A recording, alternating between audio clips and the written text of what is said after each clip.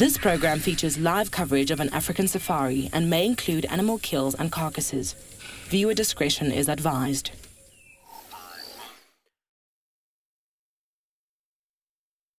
Dissipate to provide the perfect start to a summer's morning in the bush. We have lots and lots of promise as we go out in search of all kinds of amazing creatures on this, your very own live African safari.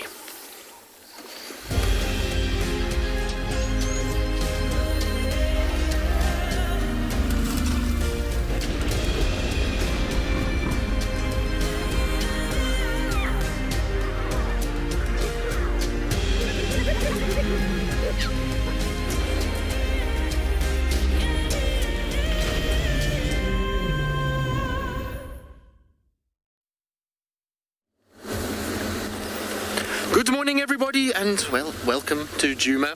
As you can see, it is a moody start to the day. There's a few clouds, and that's hopefully going to mean good conditions for all kinds of animals to be out and about. It's fairly cool this morning, given the temperatures that we've had over the last little bit. But before we get into what we're going to be up to this morning, I need to tell you who I am. My name is Tristan. On camera, I've got Mpho this morning, and we are slowly checking the western side of Juma, the northwestern side, because we had tracks for dogs which I think are from yesterday evening. I believe they crossed this side somewhere. So we're just going to have a little scratch around just to see if they maybe haven't come back during the course of the evening, as well as to see if there's any sign of, Tingana, Hukumuri, Shadulu, Kara, all the various leopards that spend time. In fact, there's a leopard track already right next to us, so let's just have a little quick look at this and see if indeed it is fresh. Just trying to see if I can find a nice example for you guys. There's one that is here. It's not very clear and easy to see. I don't know if you're going to be able to get it. It's right on the edge of the road. The car might be a bit close for it, but you'll see that there's a big sort of puff of sort of mangled sand. If I put my finger there, just come to the left a little bit. So it's this one over here. That there is actually a leopard track. It doesn't look fresh. It is for a male leopard. But we'll have a little look around. I just want to check this. The elephant is far fresh, and it looks like the elephant is stepping on top of the leopard track. So you might not be seeing the elephant track because of the sort of wideness of the frame, but if you have a look here, there is an ellie that's been walking. So this is the track over here. This is little bits of kind of mud that he's been standing on, and then this is the leopard track. Now, in terms of making it out, this would be the back of the pad with the 3 lobes coming here, and then 1, 2, 3, 4.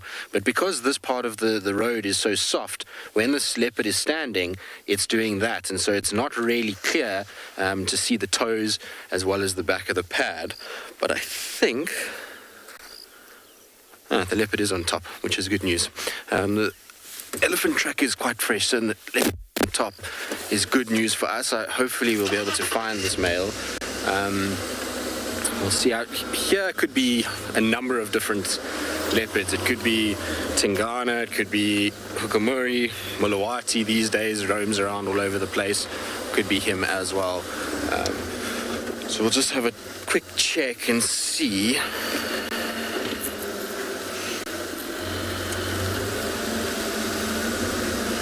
I'm just trying to double check these tracks and just make 100% sure that I'm correct in that the elephant is.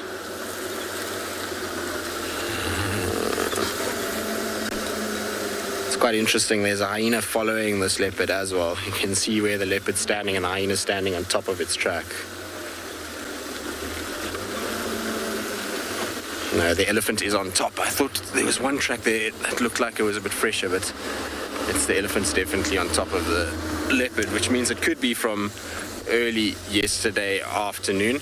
But we'll follow it anyway and just see where it goes. It's always good just to start getting a little bit of a kind of map when you return back to an area of where things are moving. Now, talking about returning back to an area, there's somebody else that I'm sure many of you are excited to see, and that is Steve, the Vov Falconbridge, and he wants to say good morning.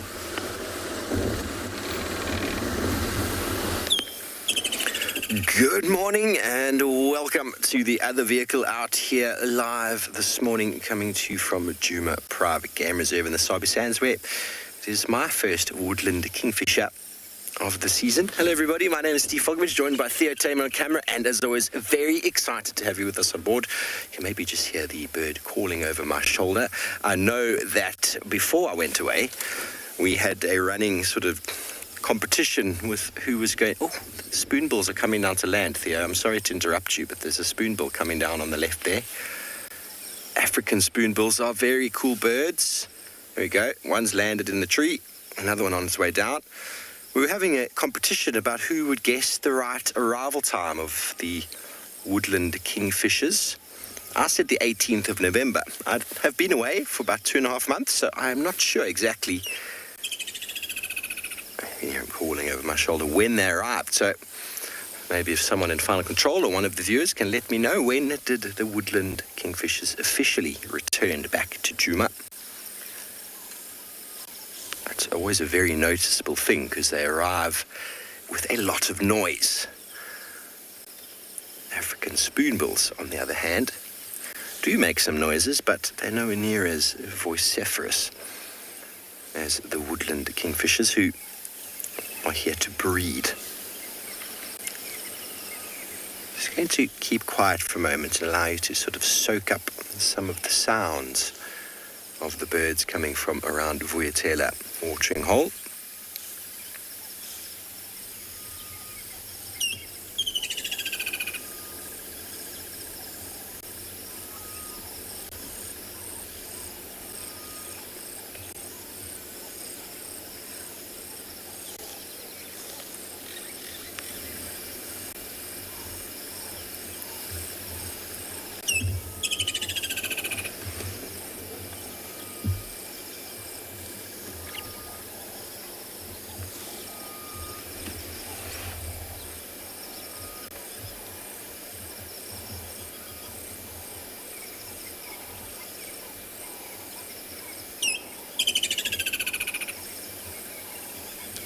Sounds of the African summer.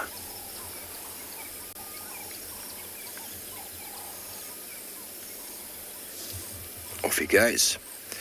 So it is very green this morning. It's probably been green for some time. There's lots of water. So like Tristan, we're just going to be familiarizing ourselves once again with the area, seeing what's going on, seeing where the puddles are. And we will be doing a little bit of focus on birds this morning, and maybe see what wild flowers have emerged. But it is wonderful to be back. Wonderful to be back in the wilderness, where we arrived yesterday afternoon. It was very warm, and I've no doubt this afternoon it's going to get a lot warmer. Let's quickly send you over to Tristan, who's also found himself a feathered friend.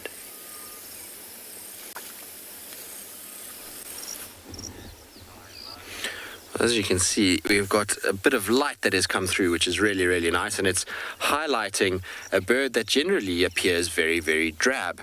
Now, normally when we see things like Hadeda, you can hear us making a lot of noise. It's not one of my favorite birds, but in this situation, they really actually are quite interesting to look at. You see the iridescence that's on the wing there. When you get really good light, especially early morning, late afternoon, and they're sitting in it, their actual wing, there's a little patch that's on it, and you get these beautiful bronze kind of iridescences that come off of that wing. It's just a play of light. It's not that they have those color pigments in there. It's just the way that it is able to reflect the light and the way that the feather is structured that causes us to see that iridescent effect. And it actually adds a bit of color to an otherwise quite drab bird. Like I say, if it had been 5 minutes ago when there wasn't much light, that bronze sort of sheen on the wing certainly would not have appeared. It would have looked like a very brown kind of drab bird sitting up there. Now, quite common to see these guys at this time of the day up in a tree. Normally we see them on the ground foraging for food, but when it's early morning and it's just getting light, and especially because we had quite a cloudy start to our morning, a lot of the time they stay up in these trees waiting for a bit more light, where they'll come down and then start feeding. In an area like this, there's a huge amount of predators, and so being out and about before the light is asking for trouble. A bird of this size could be a target for anything from lions all the way down to things like pythons, even potentially caracals, servals.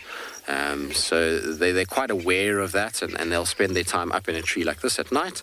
And then now, as the sun is starting to rise, once they've done a bit of preening, then they come down, and they'll use that long beak in order to go and try and feed and kind of find all kinds of little insects. And at the moment, they'll be having an absolute field day because there's little crickets and grasshoppers and various insects everywhere.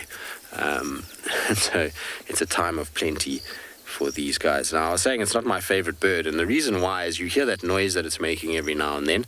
It's a bit of a squawk, isn't it? It's not exactly a beautiful songbird. And these guys are all throughout where I come from. So in Johannesburg, which was where I grew up, these guys used to come and sit outside my windowsill, and they would start making a racket like this at sort of 4:30 in the morning in summer, which when you're a 16, 17, 18-year-old and you just want to be in bed on a Saturday or Sunday morning, these guys squawking as loud as they do outside your window is never very pleasant at all. All right, well, let's carry on now that the Hadeda has left us. Our leopard track is cut off. It's kind of gone, by the looks of it, in a sort of north westerly direction. So I just want to come up towards Sydney's Dam, just check if it hasn't cut over that way. It's going to be a bit tricky to follow in this area because it's undulating, and so the signal is a bit up and down as we go through.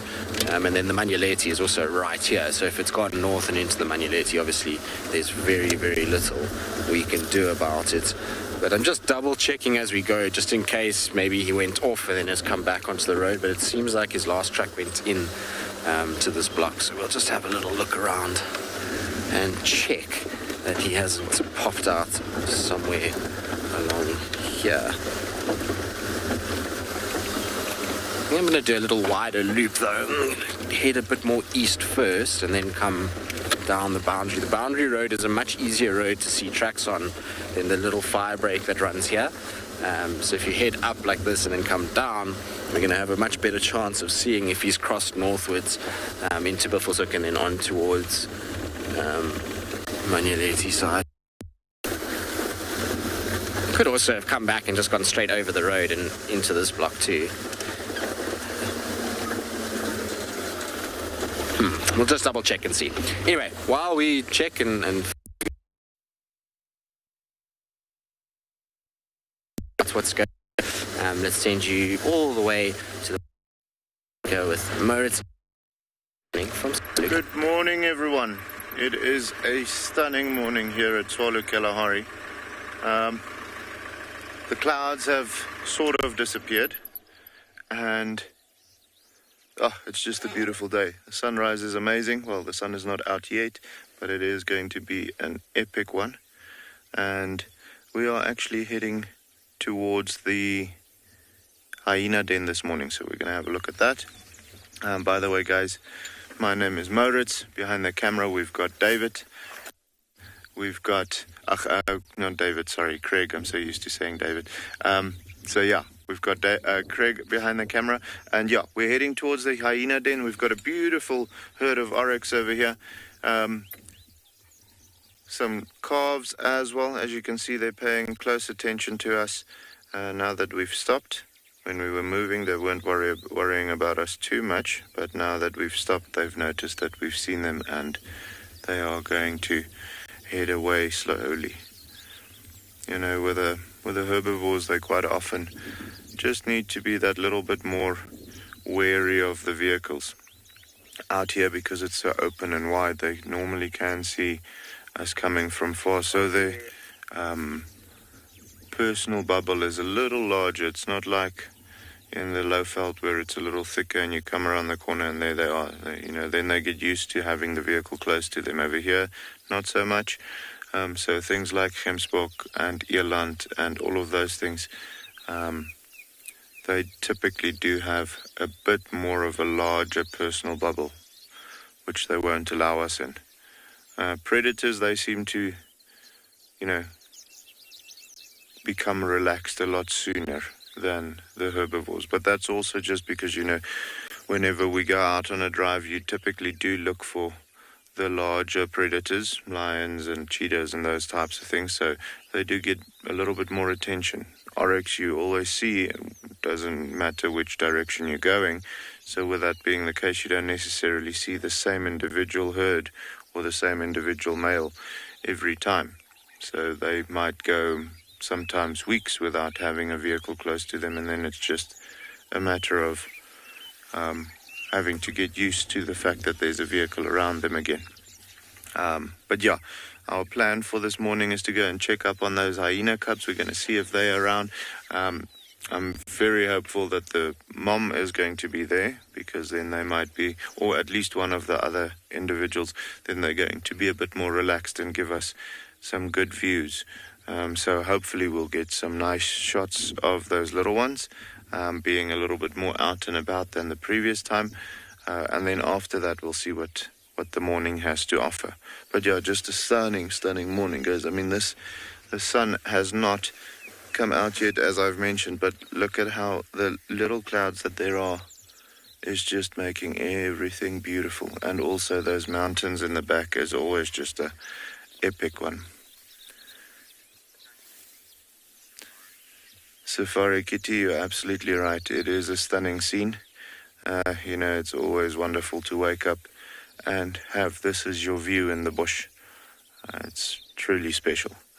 But yeah, guys, look at those mountains. They just add, when you think about the Kalahari, you don't think about mountains, you think about wide open spaces. So we are actually quite privileged to have the Kuranaberg mountain range in the reserve itself.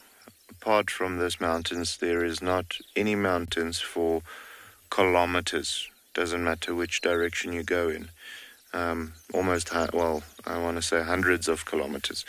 So truly special to have this mountain range in the picture as well. And that just brings the diversity of the game that we have on Tswalu a little higher as well. You'll find the leopards concentrating their activity around there. We're able to have the Hartman's mountain zebra and the other Birchall zebra, without them, competing too much with one another as far as mating is concerned. And so yeah, it's just incredible. Always nice also to just hear the bush waking up, see all the birds waking up, all the rock martins and the sociable weavers immediately start chatting with one another. So no, incredible morning. Hopeful that the animals will feel the same. I think they're going to, because they've been, we've had cold, wet weather now for almost 20 days. So I think a little bit of sunlight is going to just, up the mood a little bit, get those positive vibes going. They don't always understand how necessary the rain is, even though they know that rain brings life. After 20 days of, not continuous rain, but rain every day, they do get a little tired of it. And you'll find some of the animals, rather going into hiding, not permanently, but being a little bit more scarce, hiding in the bushes and trying to get away from the cold and so on. So yeah, beautiful that the sun is also coming out. Getting a little bit of heat on the face is always great. And we've been relatively lucky so far. We haven't really had warm, when I say warm, I mean hot weather. So it's going to be great to have a little bit of sunlight. But yeah, guys, we're going to move on towards that hyena den. For the meantime, we're going to send you over to Steve and Juma.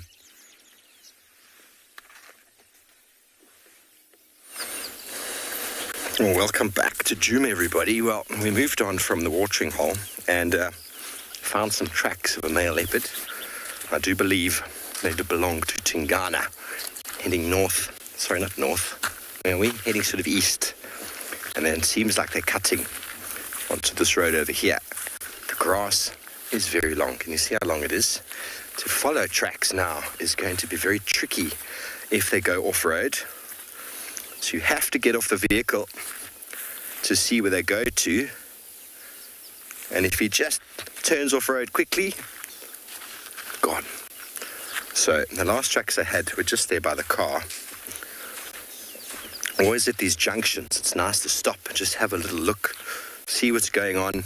It's much easier to do so by getting off the car, because you can get a little bit closer to the ground. And the light must always come from the opposite side. That helps you to see the angle of the track. But for now, it seems like he has just vanished. Now even now, the track is difficult to see. It's right underneath the car, so... Okay, I don't know if you can see that one there. It's there. You see this one. I'm not sure if you can see. It's not very easy to see. So he's gone north along this road. So let's carry on. Let's see if we can follow that. We'll head up towards Bifasuk along this road called Gowrie Cutline. It's a very familiar sort of route for the Duke. I call the tracks in, and Tristan just reckon it's Tingana. He was seen here, not sure when exactly last, but I know Andrew had him a couple days ago. This is a very popular route for him. So let's carry on here, see if we can be lucky with these tracks, and send you over to Tristan, who has got some leopard tracks of his own.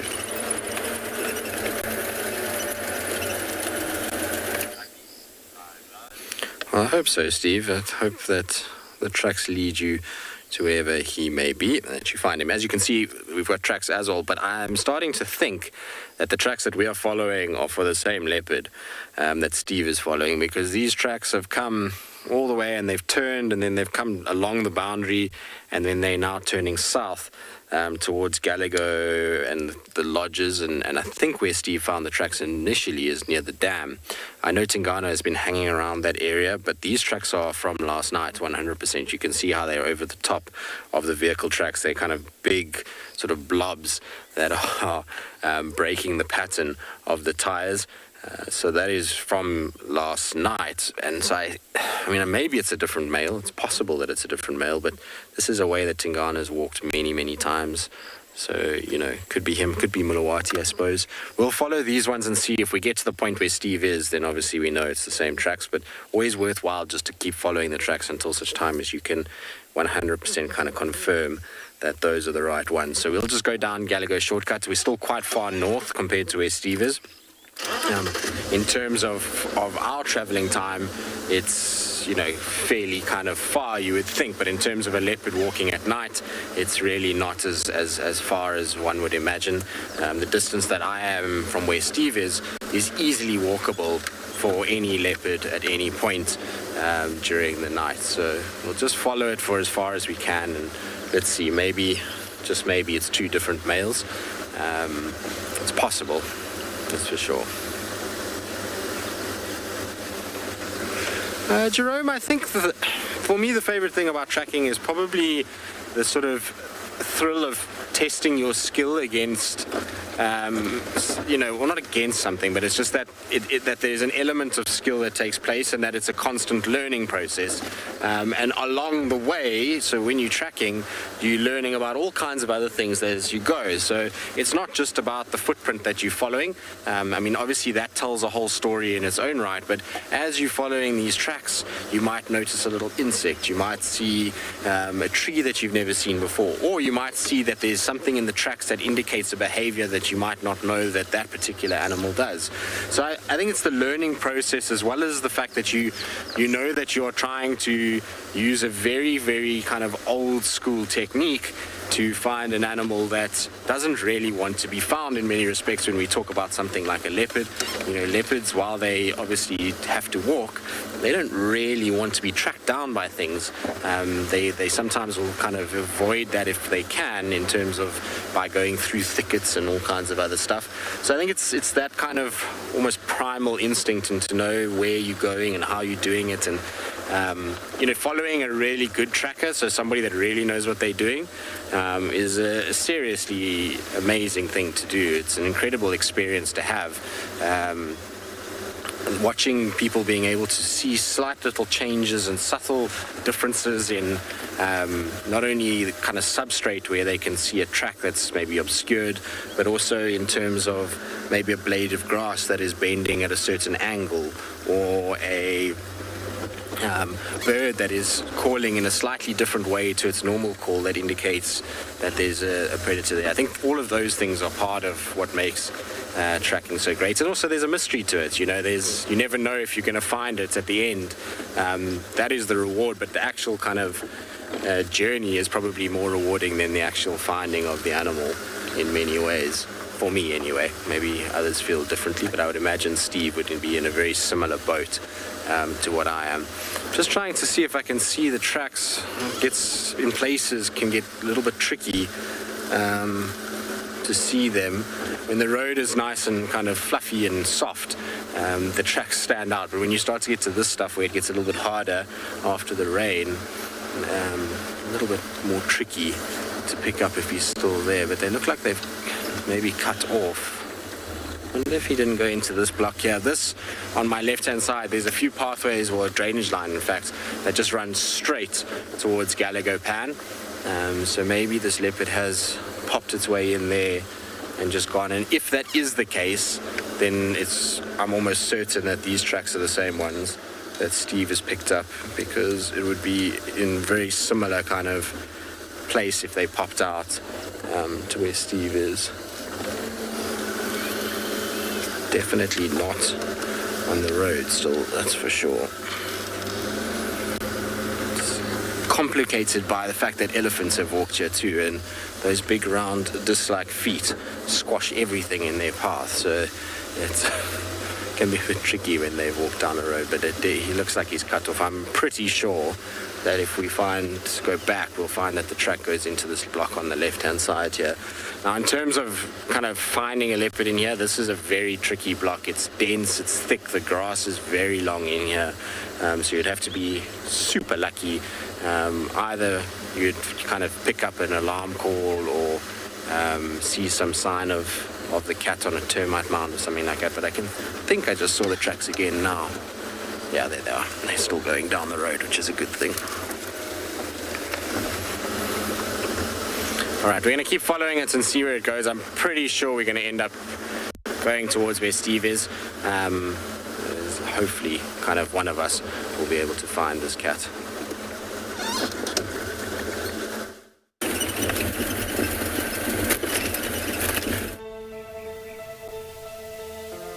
How insane is that animal? This is out of this world. Fantastic. Good, Mama. Wow, what a way to start off. Just such an incredible privilege to be out here. It just keeps on delivering. There you go, there you go. Heart is pumping right now. 3, 2, 1. You are live, you are live. Look at this, everybody. We've got a live kill.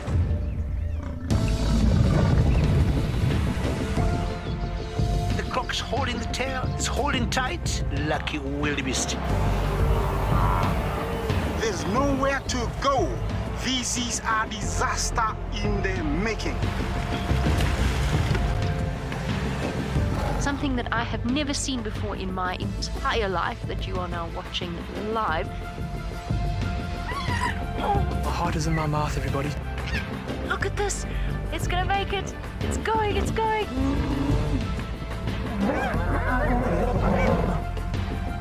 This is just too magical. Hi, little guys. That's great, isn't it? Look at that.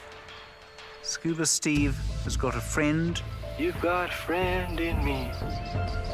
It couldn't be a better morning. This is just too special. Oh my goodness, we've got a turtle. How epic is the fact that we're coming to you live from the Chobe River? It's the most incredible feeling to be here. This is live and we're in Rwanda. This is a very, very different adventure, charged with emotion. I did not think I would ever face my fears like this.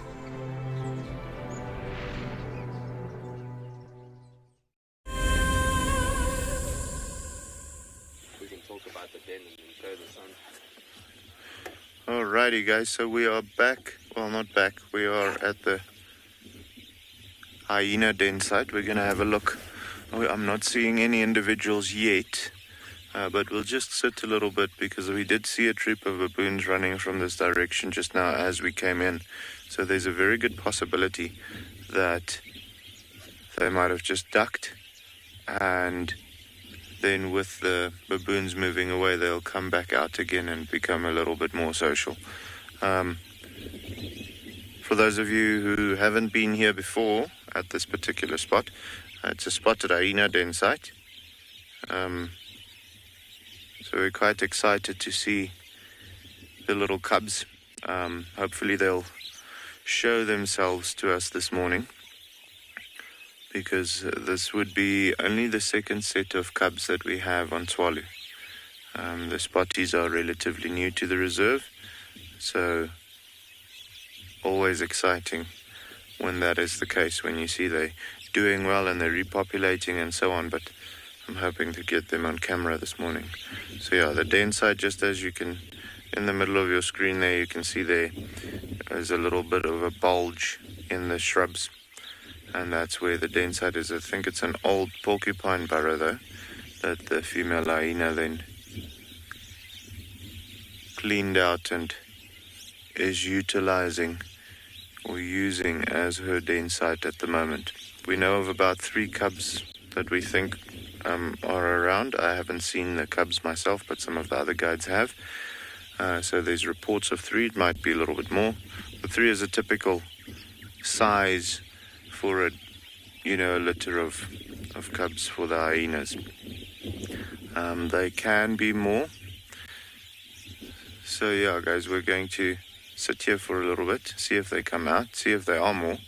But for the meantime, we're going to send you over to Steve with some elephants.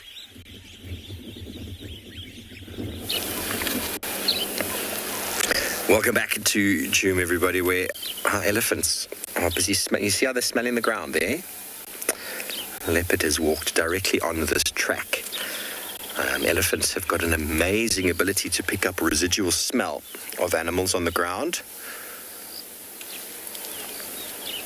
even hours past. So by the sign of the tracks, it seems as if this leopard walked here sometime last night, because there were other activity of other animals on top, such as genet and white-tailed mongoose. Doesn't mean it was 20 minutes ago or so, which means 12 hours ago, maybe 10 hours ago, a leopard walked here, and the elephants are still able to pick up their smell, which I think is phenomenal. Okay, so that's just 2 youngsters. Seems like young bulls. Probably they might be on their own, or they might be following a larger herd. Haven't seen any other elephant tracks in the area, but you see how they've just disappeared in the bush there. Just goes to show how thick and dense the vegetation is now. If elephants can vanish, you can imagine where our leopards are going to. It's okay. Our objective this morning is to follow up on birds and to see what's going on the reserve. And if we do find a leopard, it will be wonderful to be able to show them to you. Elephants, though, to start. The first animals on Juma. Elephants. Well, I do believe that there's a strong elephant presence with me, so very excited to find elephants. Let's try and move up for you, see if we can find them. And while we do that, we'll send you back over to Tristan, see if he's having any luck with his leopard tracks.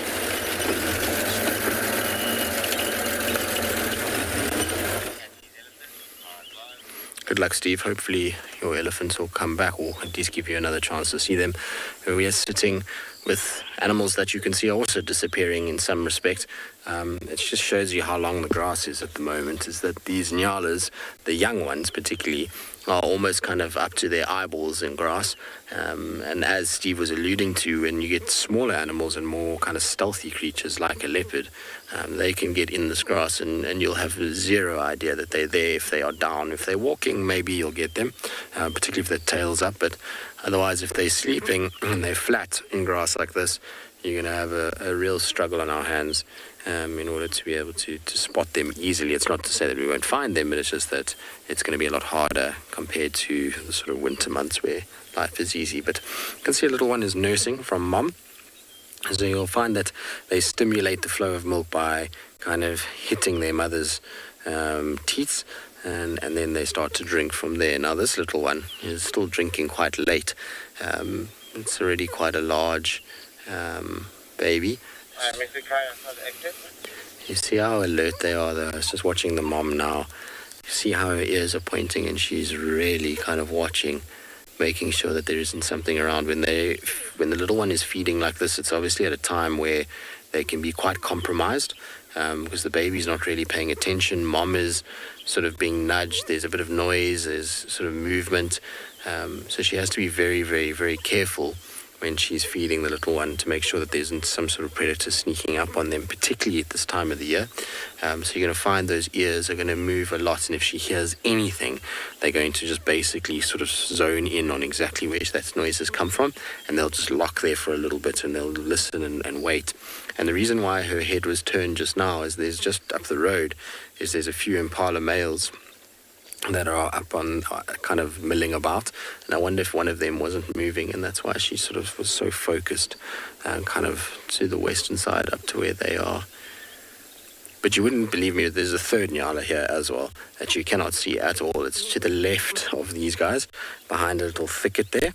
So where you see that round leaf teak bush, that kind of green bush that's sticking through, there's another Nyala that's behind there. So everything is going to have an ability to hide, but also be compromised in that they're not going to be able to see things coming in their own right. So it'll be a good time of the year for leopards particularly. This is kind of perfect conditions for them, thick grass, but on the sort of counter side of that is that it's easy for them too to be ambushed by things like lions, etc., in grass like this. So everybody's got to be a little bit more aware. And that's why you'll find a lot of the cats, particularly if you look at the tracks that we're seeing this morning, the cat is walking on the road mostly, and that's for two reasons, really. One is the safety aspect of it. It doesn't have to worry nearly as much by walking on the road that it's going to be ambushed.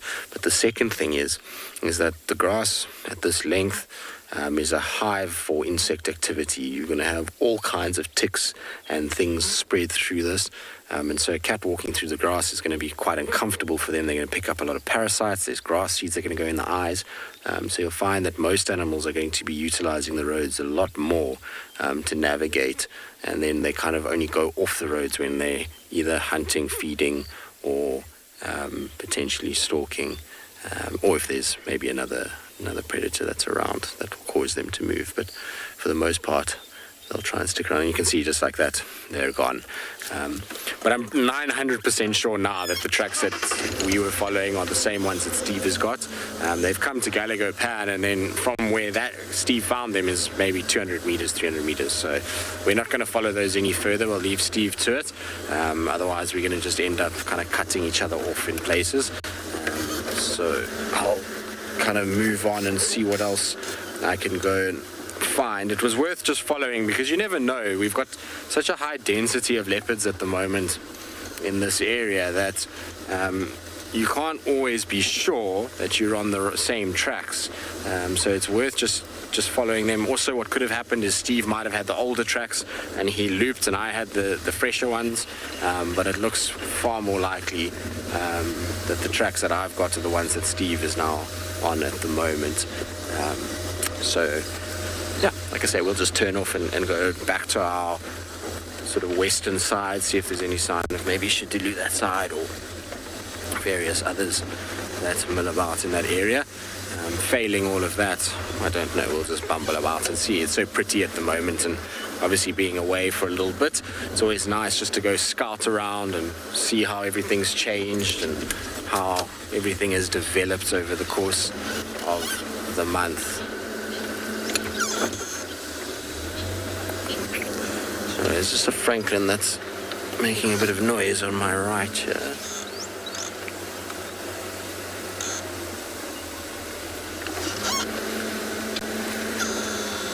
Stop now. So often with francolins, they have a kind of particular sound when they get disturbed. They sort of pop out, and it's this kind of screeching that takes place.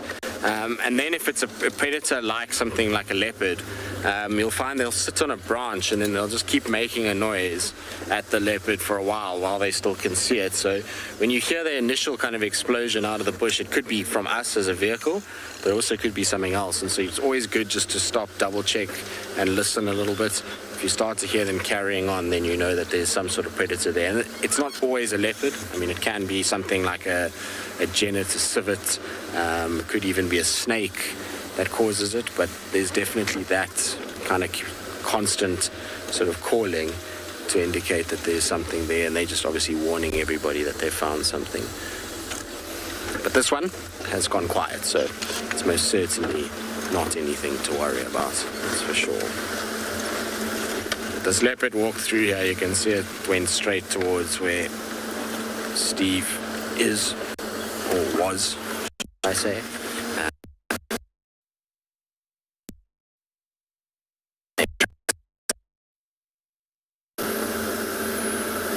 It smells like leopard as well. Missed that smell. All right, I'm going to carry on, see what else we can find. In the meantime, let's send you back to Tswalu Kalahari.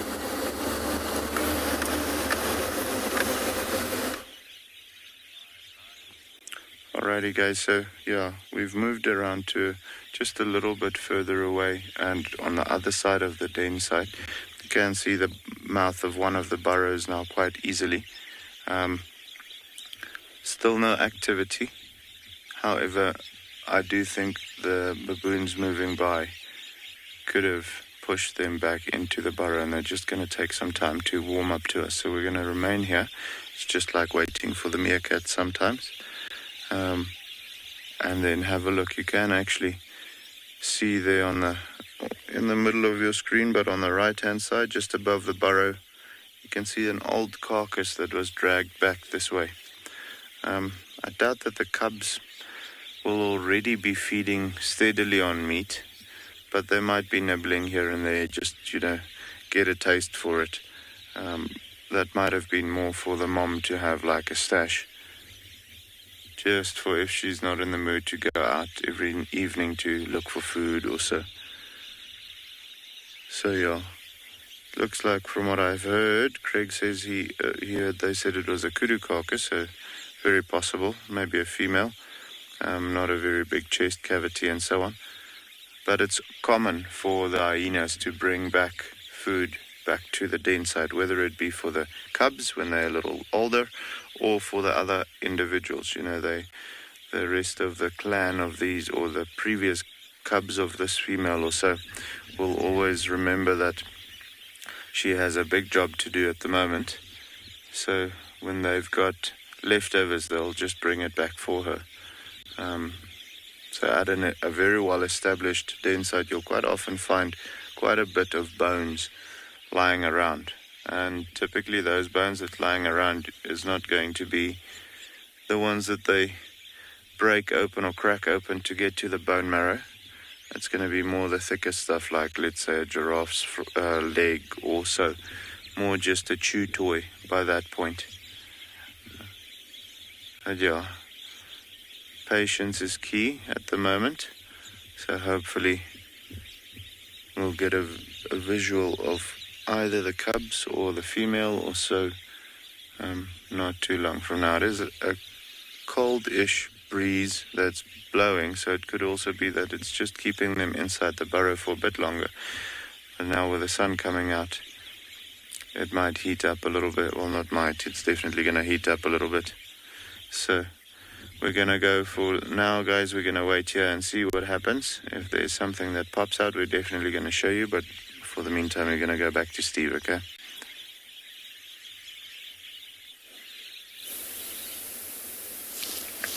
Well, thanks, Mo. Welcome back to Juma, everybody, where we found a wonderful track in the sand. Obviously, we are still trying to follow up this male leopard that's come north. It seemed like he came north into Buvusuk. We lost those elephants. They vanished, but I'm just going to show you.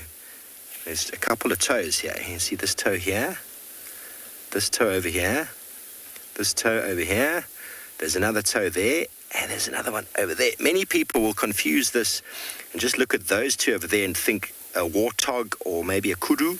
Some people might even say a waterbuck, but there's an extra toe and an extra toe, and it's actually heading in this direction.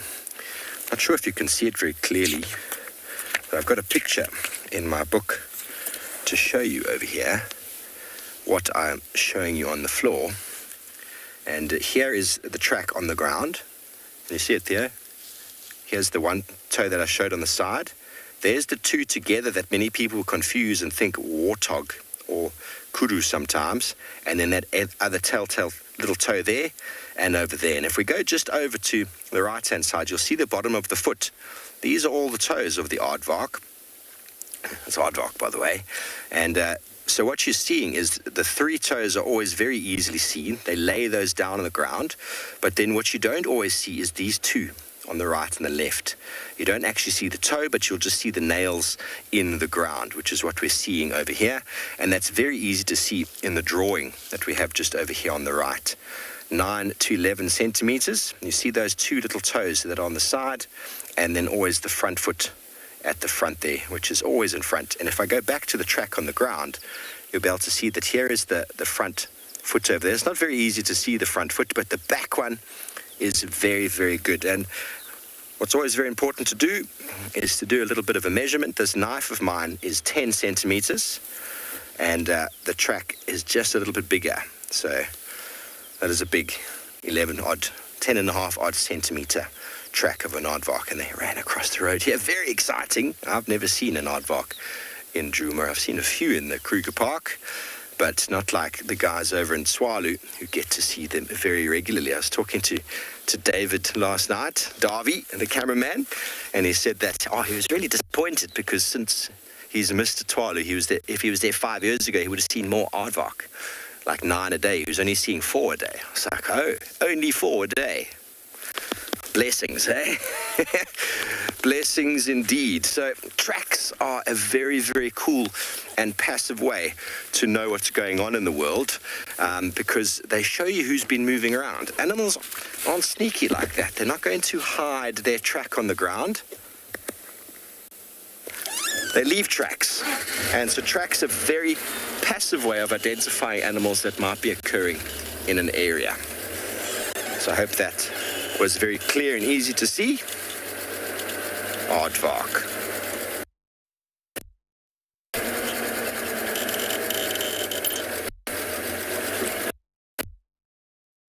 Very unusual feat.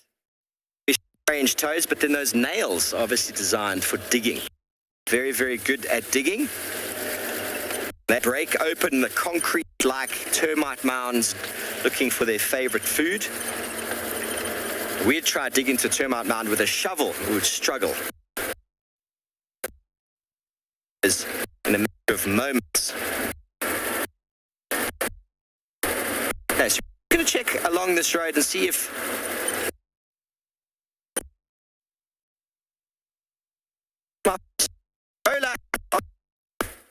popped up of the year in front of us. And to frame him up to somebody else.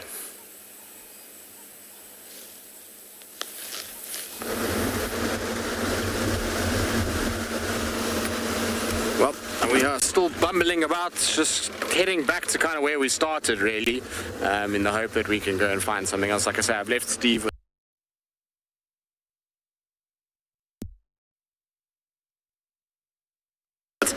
and as much as it's always good to help one another with these things, sometimes it can get in each other's way, and especially where those tracks are heading, they look like they're heading into Buffalo's Hook, which means only one of us can go that side anyway, so I'd rather let Steve have the chance. His vehicle also does better on Buffalo's Hook than this one does, so it just makes more sense in many respects, that's for sure. And well, we'll just have to go and find something else to look at. Hopefully there'll be some tracks on the western side for Shidulu or the likes. I actually was recently staying at Simambili, well, at a lodge close to Simambili, just close to New Year's, and it was amazing to see how much Shidulu was coming this way. She was seen, I think, of the 4 days that we were there, she was seen crossing into Juma 3 of the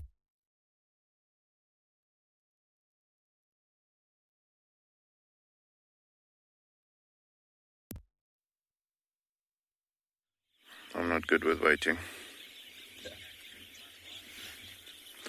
So, alright guys, yeah, just beautiful setting. We're talking about it just now. There's some clouds pulling over the mountain. We'll show you just now. For the time being, the clan hasn't come out, or the cubs, or the either the cubs or the female hasn't come out. But we're gonna see there, when you look closely, you can actually see. I don't think we can see the burrow just yet, but you can see where the burrow mouth goes in.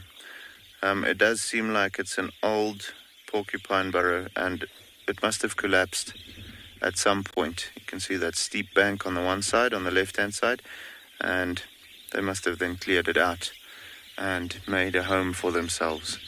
But yeah, just pretty cool. We have quite a few wattled starlings that's busy nesting in the area. I'm pretty sure you can hear them at the moment. They are very loud currently, but if we look just over there, you can see all of them flying and so on. And so the reason why they are so upset is there's actually a booted eagle sitting in one of the trees. We're going to show you. It's difficult to see at the moment because of the light, but there you can just about make it out in the middle of the screen there. See, so they're quite upset about that at the moment. Also, it is morning, so they're all waking up, so everyone's just in a chirpy mood. But yeah, guys, we're gonna stick here with the den at the moment, and with this eagle. Maybe he tries something, or maybe the hyenas come out or so. But for the meantime, we're going to send you somewhere else, okay?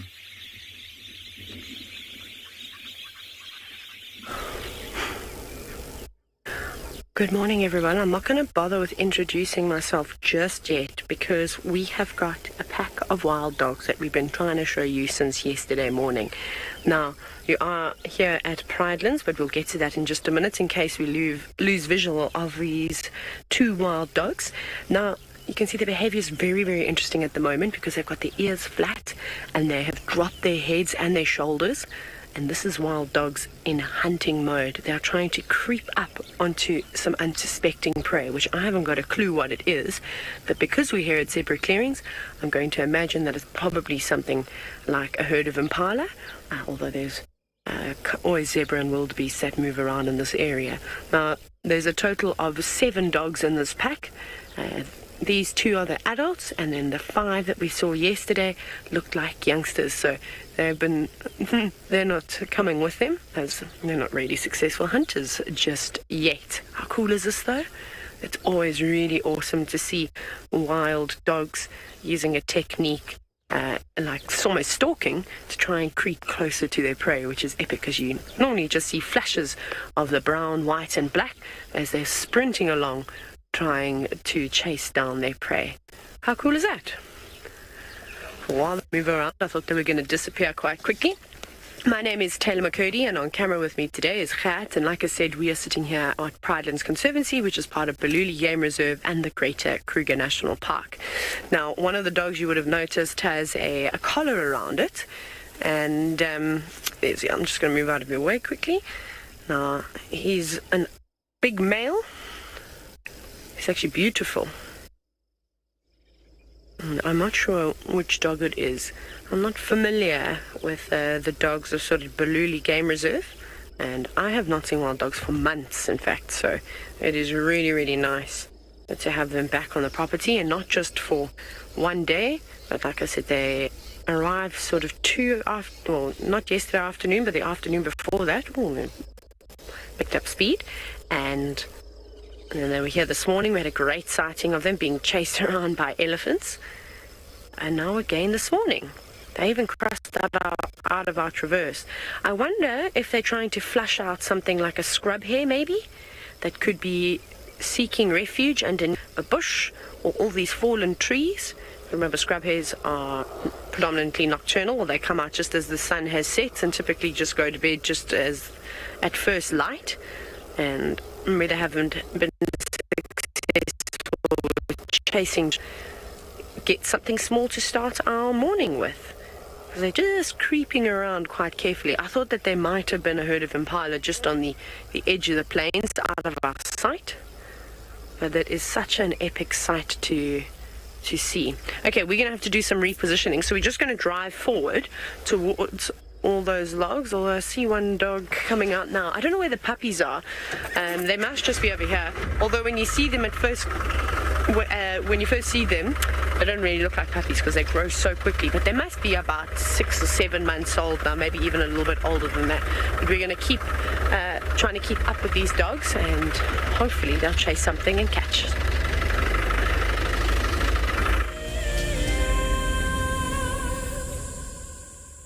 Well done, Taylor. Wild dogs. We had tracks this morning. It was quite a nice test. Just, by the way, we found those male leopard tracks again, heading back towards sort of the east, towards Buffelshoek boundary, maybe back towards Buffelshoek Dam. It was quite a nice test this morning when we came out, Tristan and myself came out and I saw some hyena tracks. We always have hyena tracks around camp, and then we had these tracks. I was like, those look like wild dogs. It's nice to see the difference. They're quite similar. If you're not looking closely, you can actually get confused. But the way that they walk, wild dog will step with the right foot and the back foot in the same line, whereas hyena do this crossover angular step. And also the wild dog tracks are a little more squashed. Don't have the same sort of difference in the front versus the back. So let me just show you quickly on the map where we are. This is Buffelshoek up here. We had the tracks from Juma Dam, and they came all the way up Gary Cut Line. We sort of lost them on this road here, but we've picked them up. Male line tracks are called in on. Sorry about that. And we're here now on this major road that's sort of heading back down towards Buffelshoek boundary in a way. So here's Buffelshoek Dam. So we're going to follow this for a little while and see if we can come up with it. Because he seems to be doing a large sort of roundabout loop, because it seems as if Tristan was following the same male.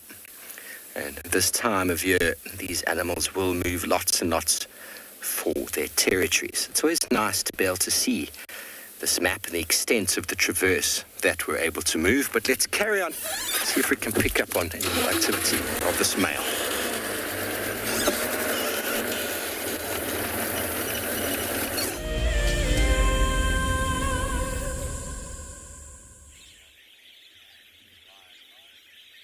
Alrighty guys, so you can see the booted eagle sitting just there on the side of the tree. He's sitting relatively still. There's not much happening with him at the moment, but the wattled starlings are definitely not happy about him being so close to all of their nests. You can actually see the little nests. If you look underneath the eagle, you can see those little brown wooden nests that they've built. And so I'm not 100% convinced that there's going to be chicks in there at the moment, but regardless, you know, an eagle close to a nest is never a good idea for the smaller birds, so they'll definitely prefer if he wasn't around. So what they're doing at the moment is called mobbing. They're not flying around him at the moment. There we go, it worked. They're trying to irritate him so much that he eventually moves away. He actually went to another nest. Now he's sitting on top of the nest, so I don't know if possibly there was some movement that he spotted and he might have gone there, or these birds in this tree that he was sitting in just screamed loud enough in his ears that he decided he's not going to be part of this anymore. We'll have to see how this pans out. He is a little difficult to spot now, but I mean, luckily you can see the movement and you can see the bird itself. I'm not seeing any strange activity though. He is looking to, it seems like he's looking into the nest or around the nest to see what's going on there. But yeah, just amazing to see these interactions, you know, between different species, regardless of whether it's between the booted eagle and the wattled starlings, or whether it's between a lion and a hyena. Also, always nice to have two species interacting with one another. It just makes it so much more special. To see the individual animal by itself is always great, but to see that interaction or that action that happens between two species clashing or, just socializing or so on is always amazing. We are still sitting at the hyena den. There's no activity at the moment, so we're not even going to go towards it. I do think maybe the mom has not returned yet or so.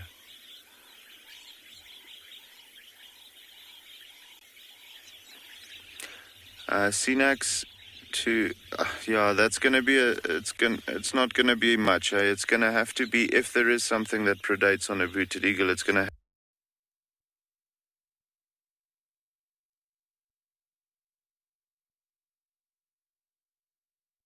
however highly unlikely. I'd say the only predator that you'll really find going for it is maybe a large snake, like an African rock python or something similar to that. But with them being, actually top of their food chain, there's not really going to be much that predates on them. Scavenged, that's another story. They'll definitely get scavenged upon by multiple different species. So vultures will eat them when they die. Hyenas, jackals, other scavenging birds like battalier eagles, or what they call it nowadays, the short-tailed eagle. All of those types of species will definitely scavenge on it.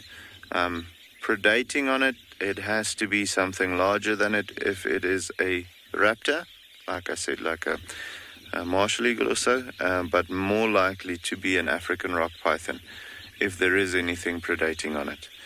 It's just like a lion. There's not many predators that will predate on it, but if they die, the hyenas will eat them and those types of things. So we're very quickly going over to Pridelands.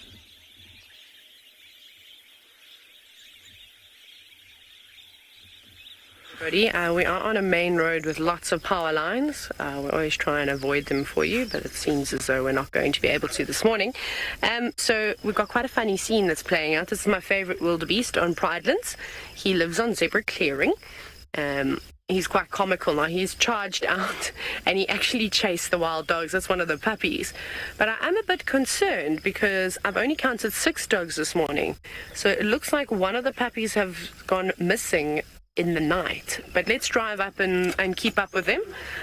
So I'm not sure what has happened. We have already seen a male lion this morning, a young male lion. There was quite a bit of commotion.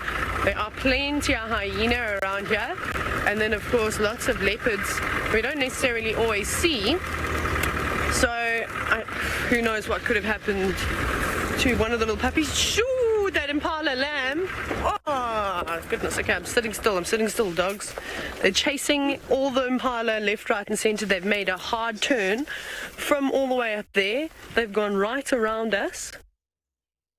They're going to catch it. I think they're definitely going to catch it. Looks like a young impala that they've now separated. You can see more of the puppies. So the 4 that I was telling you about. At first glance, like I said, they don't really look quite young, but they are substantially smaller and definitely inexperienced, which is why the 2 adults are not wanting them to sort of chase with them. Now, something else that's interesting is that they haven't seen an adult female. There's 2 big males. One with a collar, and the other male's got a slit in one of his ears. And I think we have seen this pack before. So I'm not sure where the alpha female is. It's very interesting.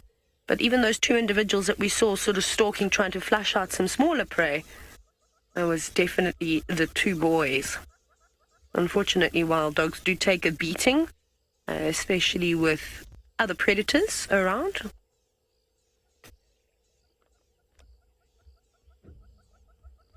Oh, I'm going to just move out of your way. Oh, here we go. You can see some excitement. Oh, the impala. Oh, there's an impala lamb. That was a tiny impala lamb. Oh, no. They're going to catch this one. I don't think this one is going to stand a chance. Or maybe what they've done is they've separated this huge herd of impala that live around here on zebra clearings, and they're just chasing out the lambs because they're incredibly inexperienced. Now, if that was an adult, if that was a... So, Gert is telling me to jump on this road. Mr. Wildebeest, move out of the way. Go protect your friends. He does. He plays with the impala lamb. So what they're doing is they're chasing out all the youngsters, but those young puppies you saw were terrified to have a little impala running towards them. They don't know what to do. So Sinak, you asked a question about what is the population like of wild dogs here. It varies, but we'll chat about that a little bit more. I'm going to try and keep up with the dogs and see if they caught an impala.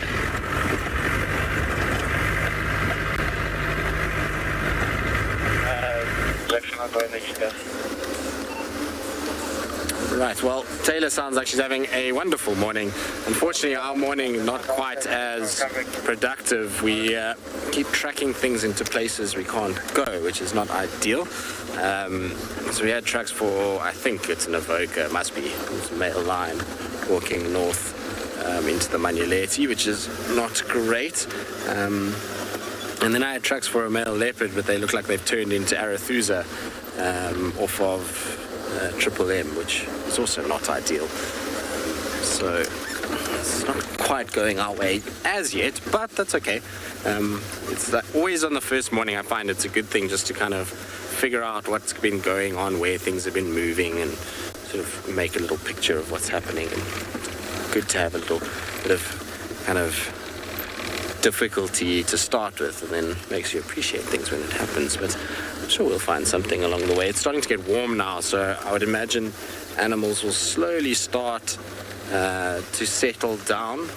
They're not going to be as active this morning. It was fairly cool to start with and a fair amount of clouds, so you would have expected that they would have been still quite active until quite late this morning. But now as the sun is starting to kind of burn through the clouds, it's starting to get a lot hotter.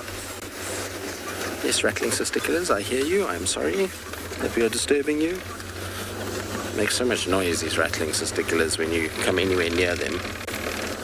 They can be both a blessing and a curse, because obviously they can indicate something's around, but at the same time they make an awful lot of noise. It's one of the first bird calls you'll ever learn out here, because of how much you kind of hear them, particularly if you're walking around. Then they just literally are incessant. Everywhere you go, they shout at you as you kind of make your approach. Now, check something here quickly. I'm pretty sure this is the same leopard that we had to start our morning. Yeah, this truck goes there. Pretty sure this is the same cat who has had an absolute field day in terms of walking. It's gone everywhere, from here to basically the other side of Juma, which is crazy. Big boy, they wander off regularly, so what we have is quite an open system. So Juma is part of a greater ecosystem that is 2.2 million hectares. Now, what that means is that you're going to have multiple leopards within that area. And so while Juma, for us, has boundaries, the animals themselves don't recognize those same boundaries. Their boundaries are defined by competition with others. And so while you have, let's say, here at Juma, we talk about a territorial male leopard, but we could have 3 territorial male leopards, and each of the corners are kind of where their territories lie. So there's a number of different leopards, and yes, they move off quite regularly. We know that a number of them are in and out all the time. In fact, on Juma itself, we don't have a single leopard that only stays on Juma. Every single one of them is up, down, round, off, on, constantly. And so that's why a lot of the time you'll find in the early mornings is that we actually check boundaries a lot of the time. And the reason for that is that if you're going to be tracking and you're going to be investing time into following an animal, you kind of want the guarantee in your mind that this animal is not going to be, in a place that you can't get to it. And so generally just doing a nice little loop around, and then you can see, okay, tracks are coming in or tracks are going out. Then you can kind of get a better picture of what's going on within Juma itself. The complication comes in that we have traversing over different areas, so it's not just Juma that we use. And so even though we might check the Juma boundaries, sometimes things can go into Biffel's Hook, like where the tracks that Steve is following, they went in that way. Sometimes they can go into kind of Simambili, Chitwa, Torchwood. So we have various different areas that we can use. But yeah, the leopards are constantly in and out, much like most animals. This area would be quite small for a single animal to kind of live in. I mean, it's possible that a leopard could survive solely just on Juma. I suppose it's big enough for that, but it's just very seldom will you ever see a leopard kind of staying in one place, and that's just due to other leopards and pressure and various other things. It's most definitely the same cat that's walked here. I mean, the tracks are going right to where we first saw them this morning. So he's had an absolute ball. I'm pretty sure it's Tingana, given the route that he's walked. Although Mulawati these days is also cruising around all over the place. So we're not going to follow those. Those are not going to be a worthwhile endeavor for us, because at the end of the day, we're just going to end up back where we started. So I don't really want to do that. We're going to go and check out the southern parts. We're going to head towards kind of Treehouse, Twin Dams, go do a bit of birding, see what's around there, and hopefully we'll pick up some tracks as well along the way. What we also need to do, talking about picking things up, is that this is an access road, and so there's a lot of traffic that goes up and down this road, which means that unfortunately every now and then things are dropped in the bush, and so we just need to pick it up because we don't want plastic lying in the bush at all. So we'll just pick that up quickly. It's always a thing that you do wherever you go, is try and keep this area as tidy as possible. Between things like monkeys and hyenas, it does sometimes happen that various bits of debris, or should we say human waste, is sometimes in the bush, and so if we all just pick it up, then it disappears pretty quickly and we don't have to worry about it anymore. All right. Just trying to think which road I'm going to take. I think I'll just take Zoe straight southwards towards Treehouse, and that's going to work. Hopefully we'll pick up something on that road. All right, sounds like there's lots of things happening at Prideland, so let's quickly send you across there. Oh my goodness, it's like being on safari with my old friends again, having Steve and Tristan back in the bush. So we managed to relocate on the wild dogs after there was much panic from the impala side. And I suppose the wild dog puppies too. They had absolutely no clue as to what was going on and what they were supposed to do. But they've settled down now. We're just keeping our distance. And they're laying up in the road, and just behind them there's a puddle of water. So they had a quick drink. It doesn't look like they were successful in catching anything. That impala was so lucky, because if that was one of the adults that was on the road where the youngsters were just sort of waiting, they would have definitely caught it. But inexperience, unfortunately, is not on the side of the wild dogs this morning. So sorry, Sinek, I'm going to go back to your question about what is the population of wild dogs like here at Pridelands. When it's good, it's amazing. I suppose it's a bit like the Sabi sand. You know, you'll see dogs for a few days. There you see a few more. But because where Pridelands is situated, we're situated sort of just outside Hoedspruit. If you pull up Google Maps and you have a look where Hoedspruit is, we're literally right on the border of town, which is really amazing to see that, once wilderness areas that were turned into farms are being turned right back into wilderness areas. So sometimes the wild dogs will go into town It's not an uncommon thing to see on the Air Force Base Road or in some of the wildlife estates where people live. So the dog population is quite good. I mean, I remember last year seeing a pack of over 20 at one point, and then we also did see a couple of times on the show. I actually think it could be the same pack, but I'm not sure. I just remember that dog, that one adult male with a split in his ear. You're going to see him pop out now. He's running past us at the moment. It might be a bit difficult. There he goes. You just see him darting through the grass. Hopefully they just pause in that spot. The rest of the dogs are on their way. I feel like I have a photo of him, but I just remember this, if it is the same pack, but I'm sure that there are a few of you who follow the show and have folders saved with all these images, and you can do a quick comparison for me.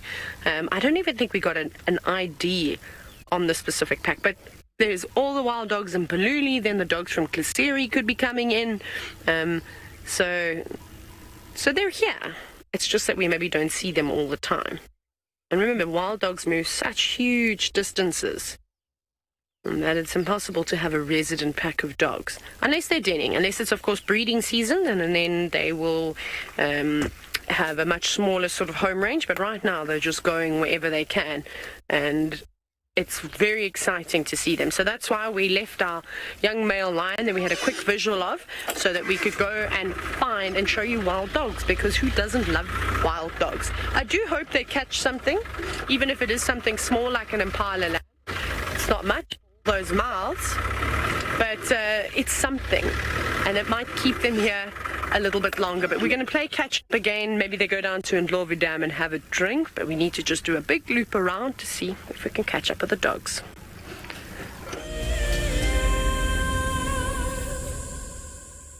Do you dream of traveling to a far-flung wilderness location where life continues as normal? A place where you can escape to nature and breathe. If you become a WildEarth explorer, then this could soon become a reality. Subscribe today and stand a chance to win regular travel prizes. WildEarth Explorers, it's in your nature. For the month of January 2021, we are offering a chance to win a unique WildEarth expedition to the magnificent Tswalu Kalahari. From the ancient quartzite Koranenberg Mountains to the southern Kalahari's red sand dunes, Tswalu offers what travelers crave most: space and time. The winner will explore this landscape in a vehicle, on foot, or on horseback, with a chance to go behind the scenes with WildEarth and, of course, meet the meerkats. The prize includes a 3-night stay for you and a friend at the luxury Motse Lodge, including flights from either Johannesburg or Cape Town. Open to all WildEarth explorers who have signed up before the end of January 2021. Terms and conditions apply. The new year has arrived, and with it comes all kinds of other new beginnings. From hyena cubs to meerkat pups, the bush is full of new life. If you want to find out more, then sign up to be an explorer and join our New Beginnings Fireside Chat. Tristan and Steve will be looking at what's new here in the wilderness as we enter 2021. Join them on the 17th of January, straight after the Sunset Safari.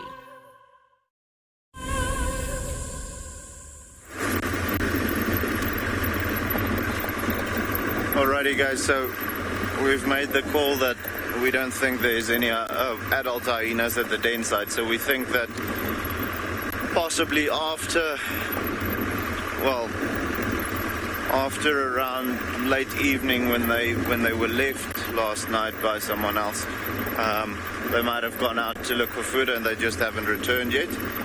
So we decided to leave the den. You know, it doesn't make sense to just sit there the whole day and nothing happens. So we are on our way now to go and have a look if we can't find possibly those 2 male cheetahs that we were looking for yesterday or so. One of the guys actually found some fresh tracks, so we're heading that way to see if we can't locate on them this morning. Hopefully they'll be a little bit easier to find today. But yeah, I mean, look at how the weather has changed. In a matter of I want to say 5 minutes. It's gone from beautifully sunny to cloudy and cold. However, it is a misty cloud, so that's typically an indication of the weather clearing up, and it should be sunny soon. I don't think this is going to remain cloudy for very long. So with that being the case, I do think we're going to have a nice, warm, sunny day not too long from now, which will be great. Craig and I are actually freezing on the vehicle at the moment. So we are hoping for a little bit of sunlight. When I walked out of the house this morning, I saw the sun starting to come out and no clouds and so on, and I actually didn't put on my usual warm clothes for the drive, so it surprised me quite a bit. But yeah, we're heading towards where those tracks were found, try and follow up on those males. But as you know, this is the bush, so we might bump into anything else. Like yesterday with those bat-eared foxes, that was epic. And then later on the oryx and so on, so we'll see what the bush has to offer on our way to those tracks. And then hopefully also soon we'll be able to relocate on those male cheetahs and be able to, you know, have a good sightings with them. So yeah, guys, we're going to head towards where those tracks were found. If we do find something, we'll let you know, but for the meantime, we're going to send you over to Steve.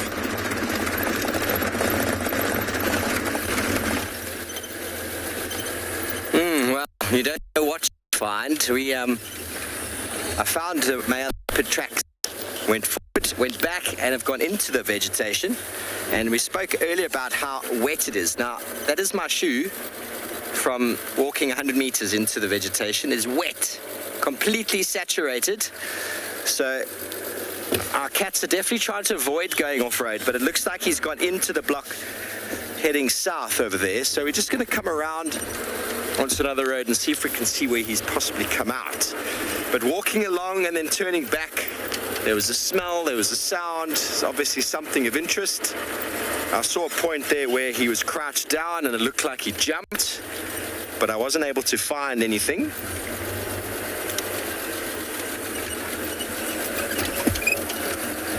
Wasn't able to find any. Oh, we've got some sandgrouse in the road. Some double-banded sandgrouse right in the front here. You can hear it. African grey hornbill in the background. There's the sandgrouse. Very nice birds to see because they're extremely camouflaged. When I was last here, back in October, they had just started breeding. And so you'd often find the adults flying away, and then you wouldn't be able to find the chicks, who are extremely well designed to just lie flat and blend in with the vegetation. But there we go. When they move, they're very visual, or very visible. And there's the Cape turtle dove, or the ring-necked dove in front. Now, the two of them have got quite similar tracks, but if you look at the way the sandgrouse are moving, they shuffle their feet. Can you see how it's a very quick shuffle? Whereas the dove walks with a little bit longer gait, slightly longer. But it is possible to confuse the two. Both of them moving around, feeding on vegetation on the floor.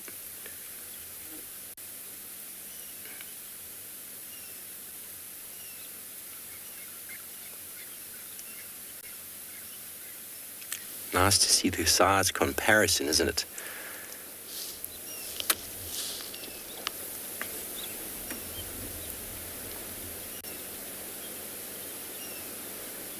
Oh, that was quite quick.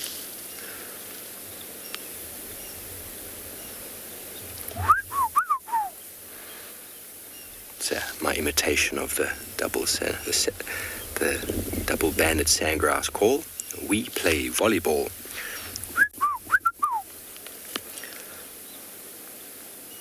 Because they are sandgrouse, they play volleyball in the sand, of course. It makes it quite easy to remember the name. It's my rendition. It's obviously not perfect.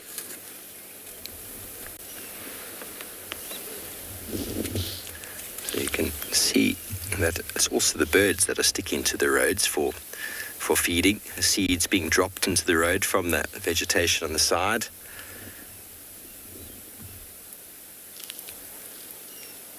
It's a time of plenty. Lots of food around. All the birds have been breeding. Many birds could already even be into their second brood, maybe even their third, depending on the species and the turnaround time.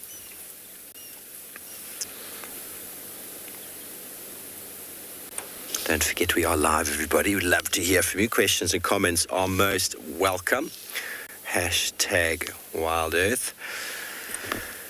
So what birds, mainly birds would be predators on sandgrass, but then again, of course, your sort of animals on the ground, such as caracal, serval, a leopard would also go for one. Domestic, or should I say a African wildcat.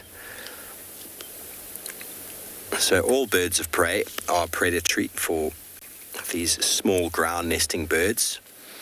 So francolins and spurfowl and sandgrass are very well hunted by goshawks, African hawk eagle, tawny eagle.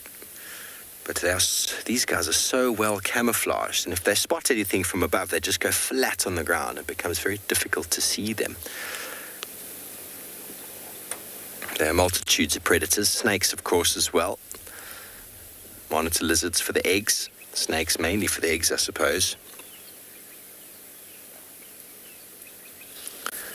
All your smaller cipiters, goshawks, sparrowhawks. Pearl-spotted owlet would hunt. The largest bird they hunt are doves.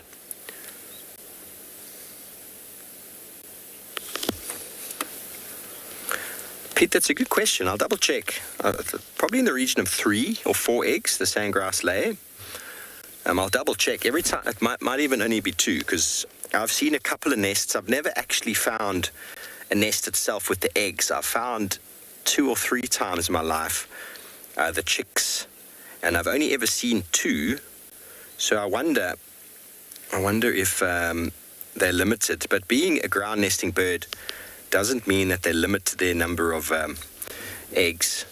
Normally birds in a nest in a tree limit their number of eggs because of the altricial nature, the feeding that they need to acquire. But just double checking now, it is indeed 2 to 3 eggs laid in just a shallow scrape in the ground.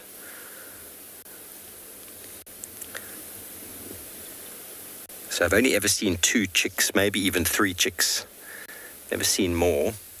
But normally with your birds that lay eggs on the ground, they can often lay more eggs because those eggs all hatch at the same time and they're able to follow the parents around, not requiring any parental care. The sandgrass are quite interesting in that regard, the double-banded sandgrass, because the males actually are able to bring water back to the chicks in the nest. So water is a massive limiting factor for many birds, and hence why many birds have to feed their chicks insects. Even if they are a seed-eating bird, they have to feed them insects so as to get water into the diet. So we've got 2 birds here that are specialized in that regard, the sandgrass and doves, or pigeons.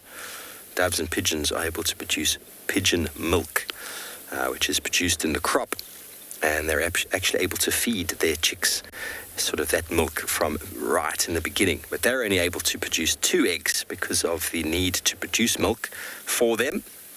Other birds can catch as many insects as they want to bring back to the nest, and then you can obviously have slightly larger clutches. But the sandgrass, the males in the afternoons will fly to water, the females as well, but the males characteristically will fill their chest feathers with water, flying back to the nest where the chicks are waiting, and the chicks will actually glean or drink the water directly from Dad's chest, which is a very interesting and very well adapted sort of behavior. I don't know of any other bird that's able to bring water back to the nest like the sandgrass do, and it thus enables them to survive in areas or breed in areas further away from water where there's potentially less predators or predation.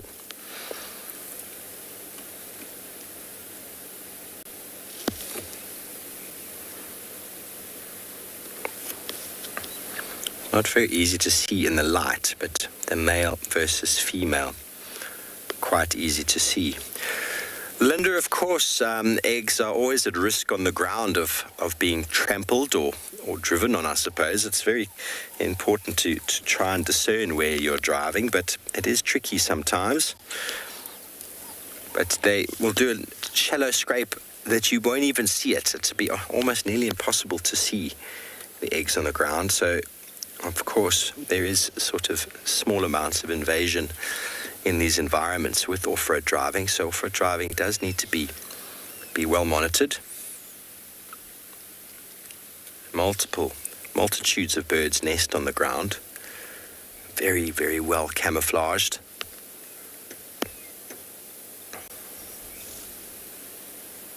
But these guys seem to have been finished their breeding. It's possible they will breed again. They had just hatched when I was last here.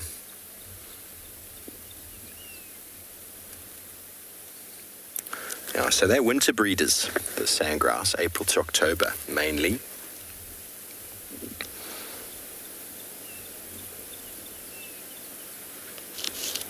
Breed at a time when others aren't breeding. So the chicks I saw in October must have been the last clutch of the year.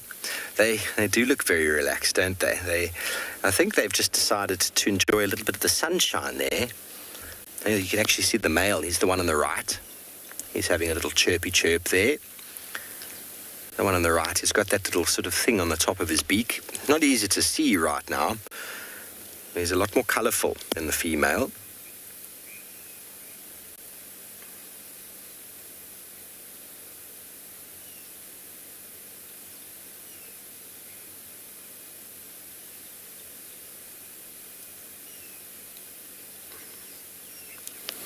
So as with most ground nesting birds, they will lay their eggs, all of them, before incubating. Now what that leads to is all the eggs hatching at the same time. So normally about a day or 24-hour period, they lay an egg and then move away and come back and lay another egg a full day later. And once the clutch is completed, the individuals will start to incubate. Female doing most of the evening shift. Let's quickly go over to Prrivate.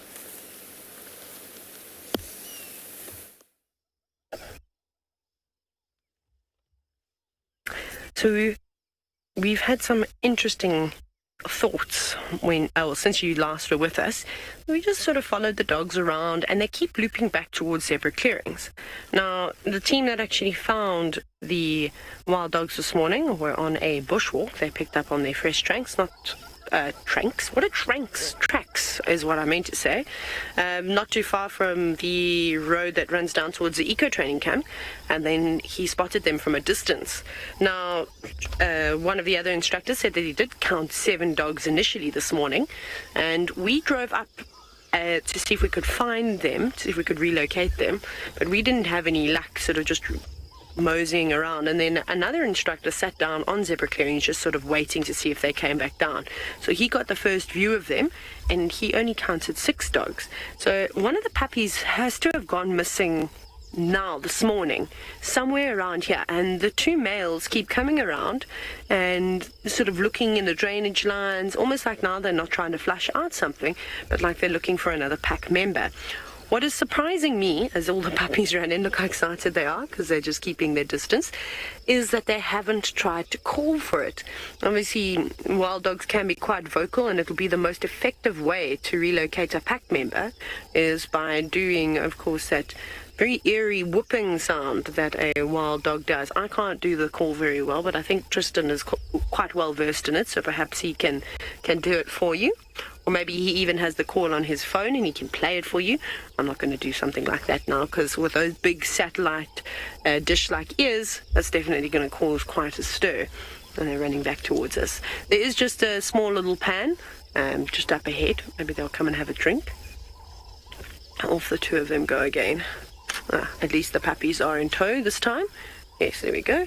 One splashing right into the water. Oh, sitting in, as they normally do. Just a quick dip to keep nice and cool.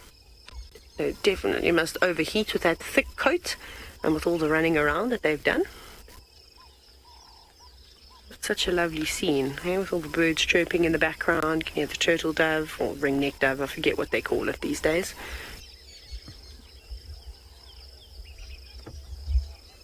No, where's the other one? No, we're missing another one.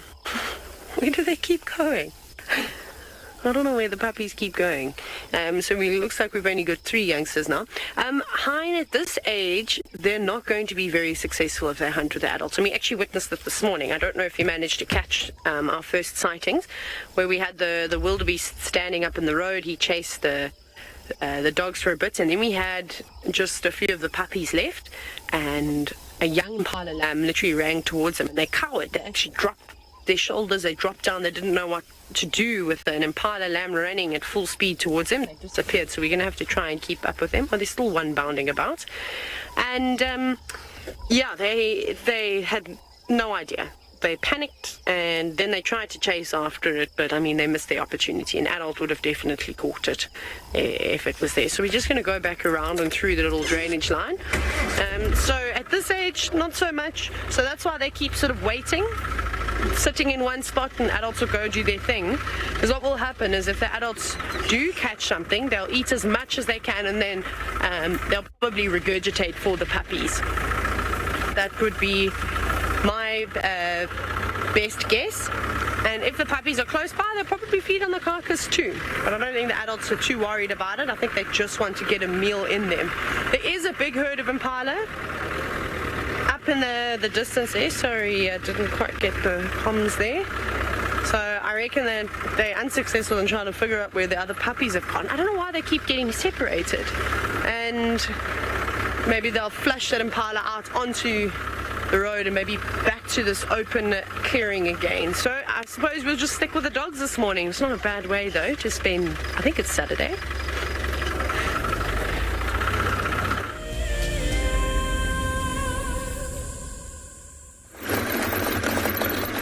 Alrighty guys, so we're relatively close to where they had those tracks for those male cheetahs. We're going to start following up on them soon, but just beautiful that the misty clouds are busy moving away from the sun. Believe me, we're hoping for a little bit of sunlight. And there's a Cape fox, actually a family of Cape foxes, lying just there on the right hand side.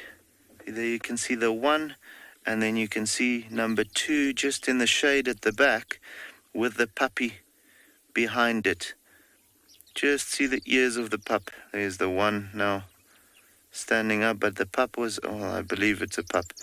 Just saw what I think is ears behind the, yeah, you can see the other ear sticking out. There, wait. Very cool. So you see they also just, those 2 in the shade, I don't know what they're doing, but this one in the sunlight, he's got the better idea of the 3. And they're just baking in the sun at the moment, you know, getting a little bit of heat before they have to go into the burrow for the middle part of the day. Very, very cool. We often find these little guys after good rain, when the termites are out, you know, the flying termites, the alids, on the road, busy chowing down on all of these little termites flying around. Quite high in protein, as you can imagine, and with them and the bat-eared foxes, predominantly you'll find that they are very dependent on the termite activity, them and then aardwolf and the Aardvark and all of those things. So termites are life around here. And yeah, beautiful to see this early in the morning.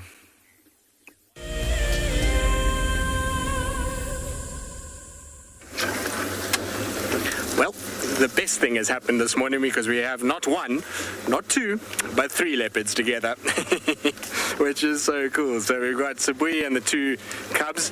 They're busy milling about together. Little Langa is in front of me, and then Shasha and Mom just disappeared somewhere behind this bush, but I don't want to go too much further forward. And there they are, they're going to come out. Mom is just kind of to the right, and then you'll see all 3 of them should kind of mingle at some point, going behind the bush. The other one's kind of just coming out behind her. And there goes little Langa. She's getting big very, very quickly. Now, it looks like they've just come off a kill because their bellies are all massive. They look like they're very full at the moment. So I don't know if they're just looking for somewhere to kind of lie up, or maybe she's got another kill for them. We know Sibling is a master when it comes to feeding these two, and so maybe she's just leading them to another kill. So hopefully we'll be able to follow them. The good thing is that they've come out of an area that we can't traverse into an area that we can. So they're walking deeper and deeper into our area, which is really good news. So we should have them, bar them going into a certain place, which is right towards the lodge. We should be able to see them. Hello, boy.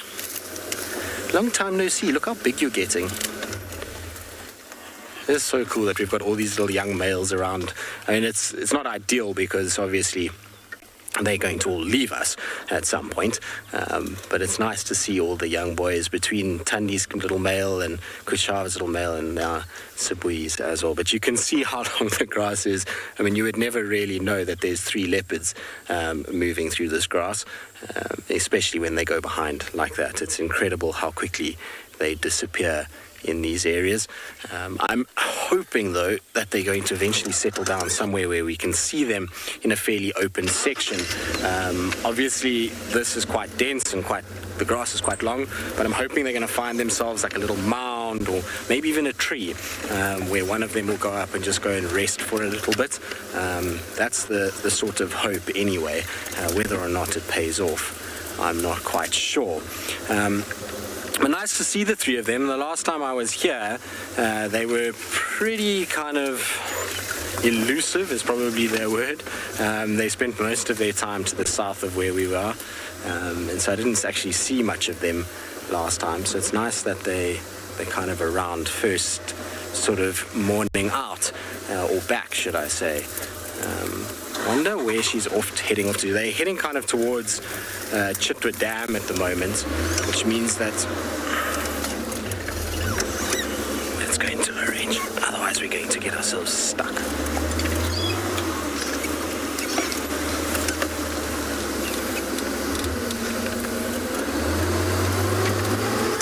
Lorna, you say this is fantastic. It is fantastic, isn't it? Nice to see them. There we go. It's always a treat to see one leopard, but to see 3 together is especially cool. So really, really nice that they all are around, and kind of the time with all 3 together is going to grow shorter and shorter now. They're getting of the age where they're going to start being pushed by mom to start going off on their own. So, you know, sightings like this of all 3 together are going to become more and more infrequent as time goes on. So we have to enjoy these while we still can. Unfortunately, there is a car in front of me. I'm going to try and go ahead so that we can get them kind of in our own place. But they definitely kind of moving towards something. What it is, I'm not quite sure. Unfortunately, the route that they're going to take is super dense to get wherever they're going. There's this first little section that's really bad, and then after that, it opens out quite nicely. Just trying to see if I can get my way through here. I'm not sure we're going to be able to.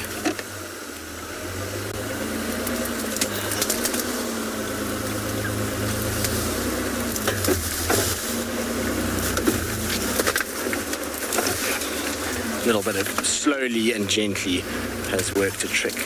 There's a little mound coming up. Let's see, maybe they're going to go towards the mound. I think I'm going to stop here and see if we can actually get a view of them, because otherwise all you're going to be doing is looking at the back of my head mostly. But here comes, I think, one on the left. Oof, it's getting difficult to tell them all apart now because Mom and Cub are getting quite similar in size.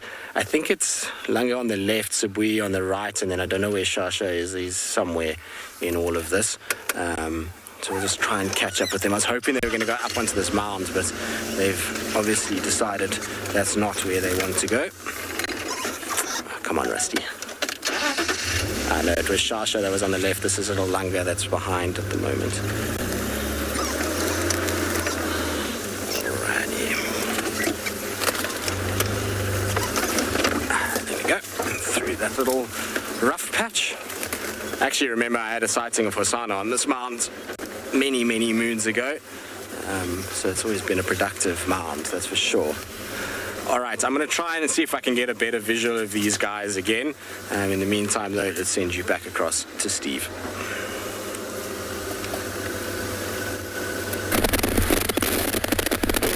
Well, welcome back to us on Juma. I heard that direct in my ear there, as casual as can be. We've gone over to Tristan, who's got 3 leopards. It's as if that's a normal thing, everybody, to find 3 leopards. Tristan's been back, an hour and a half, and he finds 3 leopards. Well, you all know it. I know it. He's a leopard finding machine. We've come back over to Voitella's side to see if we had any activity of that male leopard crossing back. And it doesn't seem to be the case. So we're just going to carry on. Try to find some nice birds for you. We had a wonderful visual of a violet-backed starling a moment ago, but he's taken off. They are such a beautiful bird to see. This time of year, the male is in this beautiful violet color. He's normally pretty drab in the off-season, but now in the breeding season, he's very, very pretty. Try and find him for you. There's lots of birds around at the moment. And there's also lots of water. Every little puddle along the way has got water, which is another reason why finding animals this time of year is a bit tricky, but that's all right. It's nice to just explore once again and investigate what's been happening. So now I'm wondering what 3 leopards Tristan's found. It's probably Sibling and her cubs, or he's just found 3 random leopards having fun, having a tea party on this. Oh, it is cat today, everybody, isn't it? Saturday, cat today. Okay, so this is Sibling and her cubs. It's cat today. It wouldn't be cat today without some leopards, would it? No. Wonderful, the vegetation. There's a few wildflowers out, everybody, but there's not as many as I had hoped for. There's the ipomeas and the rough male, a few around, but we'll probably have to go to quarantine to really get a grasp of the wildflowers that are about. And quarantine is a massive grassland at the moment, that open area close to camp. Last time I said it was devoid of vegetation entirely.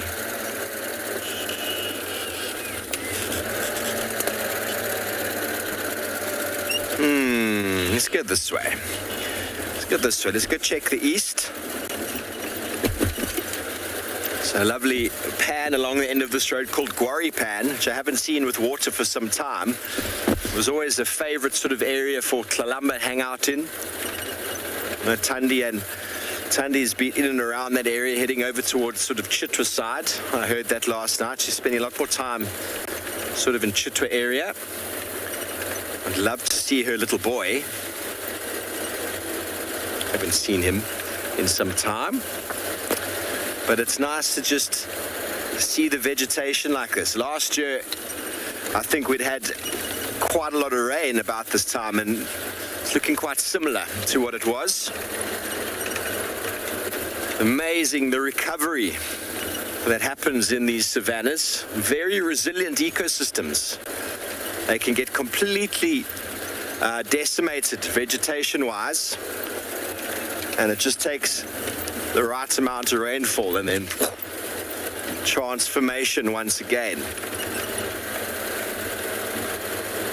So the seasonality of the vegetation out here and makes it a really wonderful sort of place to be, because you go through these dry times when you don't find many plants, and then it completely turns around, and so everyone's excited for some botanicals. I will be focusing on some plants over the next coming weeks. I am going to be here for a solid month. Yay! Solid month. So we'll be able to do lots and lots of plants.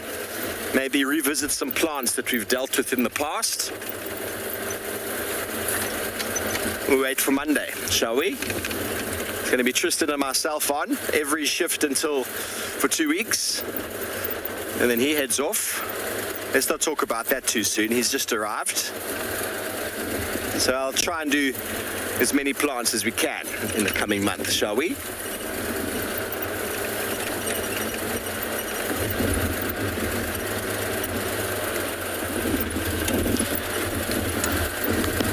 Okay, well, it sounds like Cat Day is well underway, and it's not just here on the eastern side of the country, over in Tswalu Kalahari. They're doing the same.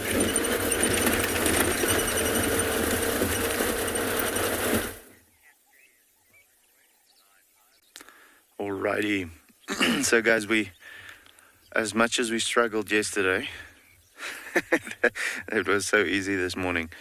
They were lying literally right next to the road. And stunning to have these two beautiful boys as a sighting. You can see they're looking around constantly. I can see their bellies are nice and flat, so even though they were chasing something yesterday, I don't think they came right. If it was something that they caught, it must have been something small, maybe like a steenbok or so for both of them to share. So not a lot of meat, and so I do think they're going to look to hunt either this morning or this afternoon.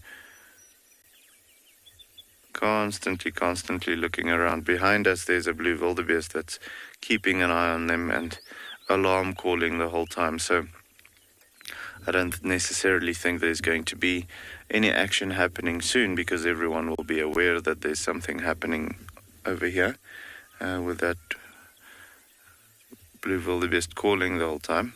But maybe, after a while he's going to lose interest and he's going to move away.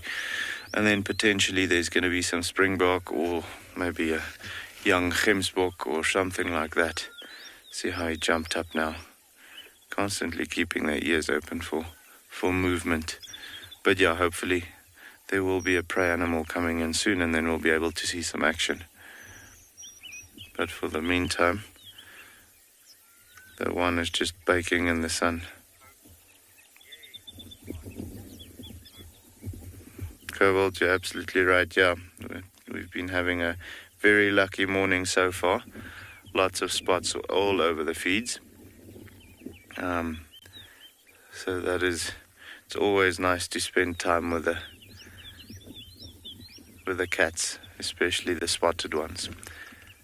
Beautiful, beautiful. I don't think they're going to lay here for very long. It does seem like they're looking to be more active than static. So hopefully soon they'll get up. I don't think they're going to want to lay in the sun for too long though. So yeah, guys, we're going to wait for them to get a little bit more active. If they do that, we're going to come back here. But for the meantime, we're going to go back to the leopards in Juma, okay?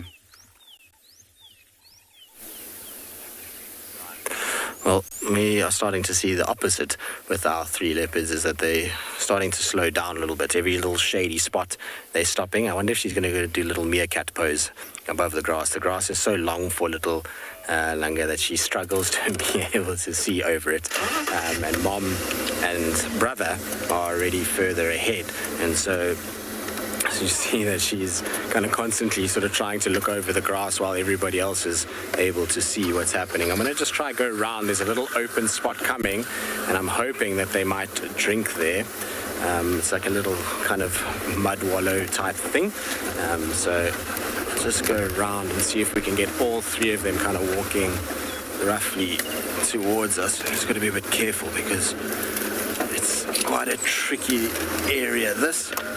It's not great from a sort of softness of ground point of view. It's very, very, very wet at the moment. There we go. All right, all three of you together. Come on. No, she's not going to drink. So Sabui's come over already. Shasha's in the shade. He's not interested in this whole story. I don't know, Langa's having a little drink as well. So I was hoping all three of them were going to line up together to drink, but it seems as though what we're going to end up with is only the two of them. I'm surprised, though, that they're moving so much, given how full they are. I would have expected her not to have taken them as far as she has already. I would have thought that they would have just found some shade and lay down. Like I say, maybe she does have another kill somewhere, or she wants to take them somewhere where she knows they'll be safe, which is a drainage line to our left. That is perfect for her to be able to kind of hide them while she goes off and hunts again. That's very, very cool to see all three, though. Hello, boy, look how big he's getting. He's got such a big tummy these days as well. Always well fed, these cubs. They very seldom look like they're in need of a meal. They typically find food pretty quickly with mom. Pete, these guys now must be... They were born... I'm just trying to work it out now. It must be 15, 16 months. If I'm not mistaken, somewhere there. Maybe even a little bit less, 14. It's somewhere in that ballpark. So they're at the age now where they're going to start to kind of be a pain in mom's backside. You'll find that these female leopards will start to shift their cubs anywhere between 14 months and 2 years, start getting them out. Typically what we see, particularly in kind of female leopards with a mixed cub litter, is that the male typically tries to stay close to mom for longer than the little female.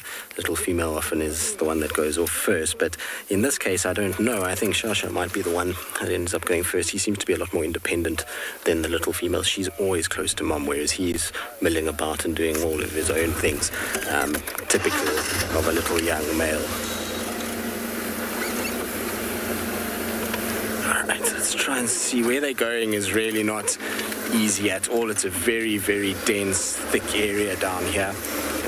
Our cars should be able to go. I don't think other vehicles will be able to do it, but ours should be able to get down and into this drainage line. There's a little road that goes ahead and then it cuts back, which is pretty cool. But there's a nice shot of all three of them kind of in the road. So you've got mom in front and then the two cubs at the back. There's also some elephants up ahead as well.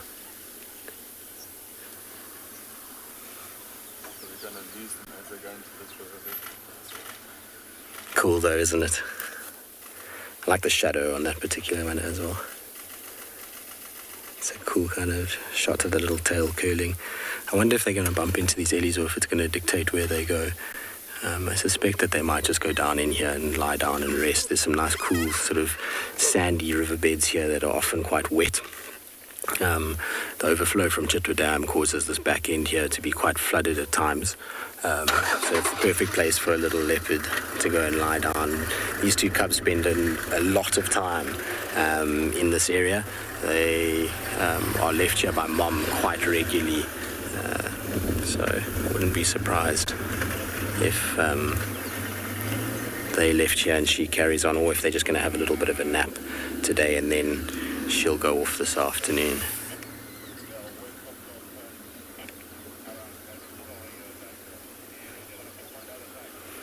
Very, very cool. All right, let's see. We can, like I say, follow them down. Other vehicles will struggle, but for us it's a little bit easier to get in there and down below. That's the advantages of having a shorter wheelbase, is that you can get into these kind of small sections and be able to sort of follow them.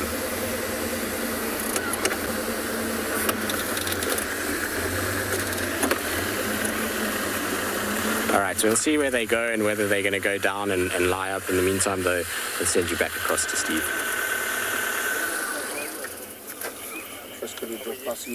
You're welcome. Welcome back. And how awesome. Leopards hunting elephants is definitely a first for me.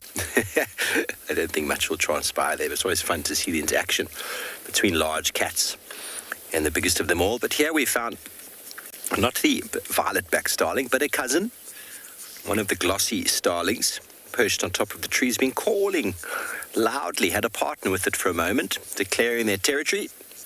And it's possible that they might even be breeding in this dead tree that we see. Talking about elephants, elephants are often responsible for damaging trees to the point where they die and then it leads to what we call habitat trees. Off he goes. So all the starlings will nest in cavities, in trees. Many birds will nest in cavities and trees, including all the hornbills, barbets, woodpeckers, of course. It's the barbets, woodpeckers that often make the cavity, looking for access to wood-boring insects or beetles that are inside the wood. And their activity of accessing those grubs leads to cavities being formed, which are then utilized by a multitude of bird species. Now that sounds like a fork-tailed drongo to me. Looks like one as well. Just behind the bush. Is it a fork-tailed drongo? I can't really tell, but I think it is.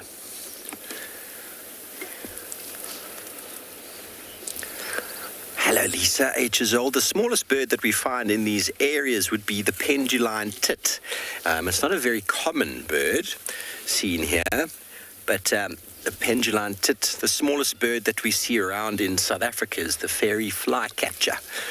Both very cool little birds. I've only seen the fairy flycatcher once. I saw that in north of Johannesburg. And I've seen the penduline tits a couple times. I haven't seen one yet here in the Sabi Sands, but I have no doubt that they do occur. Sorry about the amazing visual of this bird. It is definitely a fork-tailed drongo. Yes. When the leaves part. The honey badger of the sky. They are not hole nesting birds. They make a beautiful little cup in the fork of a tree, very well camouflaged. As with all the flycatchers, that is, a fork-tailed drongo is actually a flycatcher. Off he goes. Oh, he's chasing a shrike. Gone into the tree.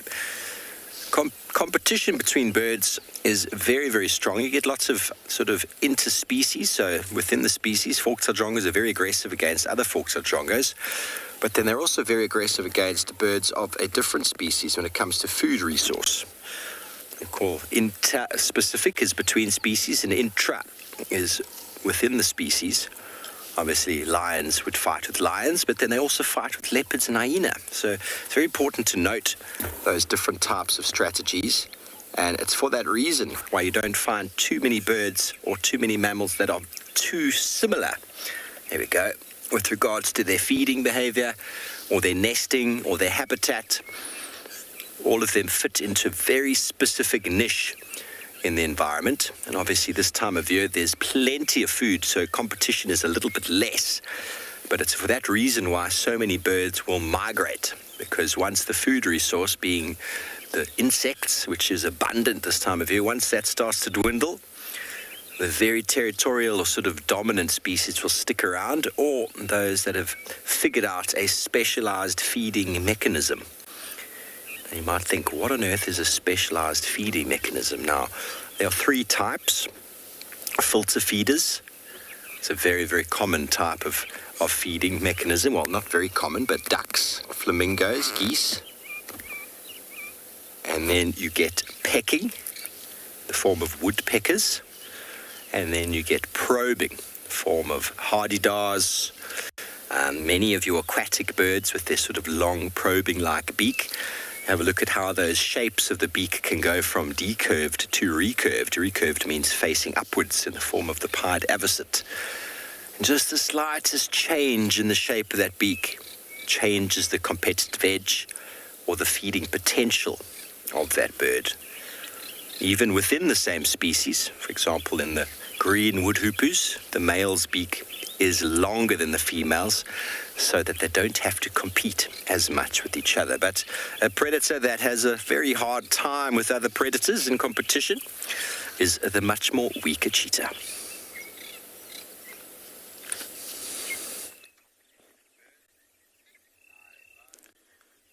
Alrighty, guys, so the one brother just decided he's rather going to share the shade, which evidently proved to not be enough for everyone. So that's why the other bros sat up now. And as you can see, the one that lied down just now is making himself quite comfortable. So I think this other guy is gonna pretty soon look for a different shady spot maybe. The bond between these two brothers are actually quite incredible. They do really love each other. So you'll quite often find them cuddling quite a bit, lying on top of one another almost. See, this is now also the perfect way for them to lie, to be able to almost cover a 360 degree, well, not if your head is down like that, but almost a 360 degree angle around them, apart from now whatever's behind the bush that they're lying underneath. So often you'll find the smaller animals lying bum to bum like that, or even the herbivores. You know, you often find buffalo lying almost in a circle with their heads facing outwards and so on. And that's all just to be able to see everything that can potentially come towards them. For the herbivores, it's more a protection method. For these guys at the moment, I think it will be more to just spot prey coming. However, it will also be a very effective way of them making sure that there's not a hyena creeping up on them, or a leopard or something like that. For them, though, I don't think a female leopard will be brave enough to take on two of them.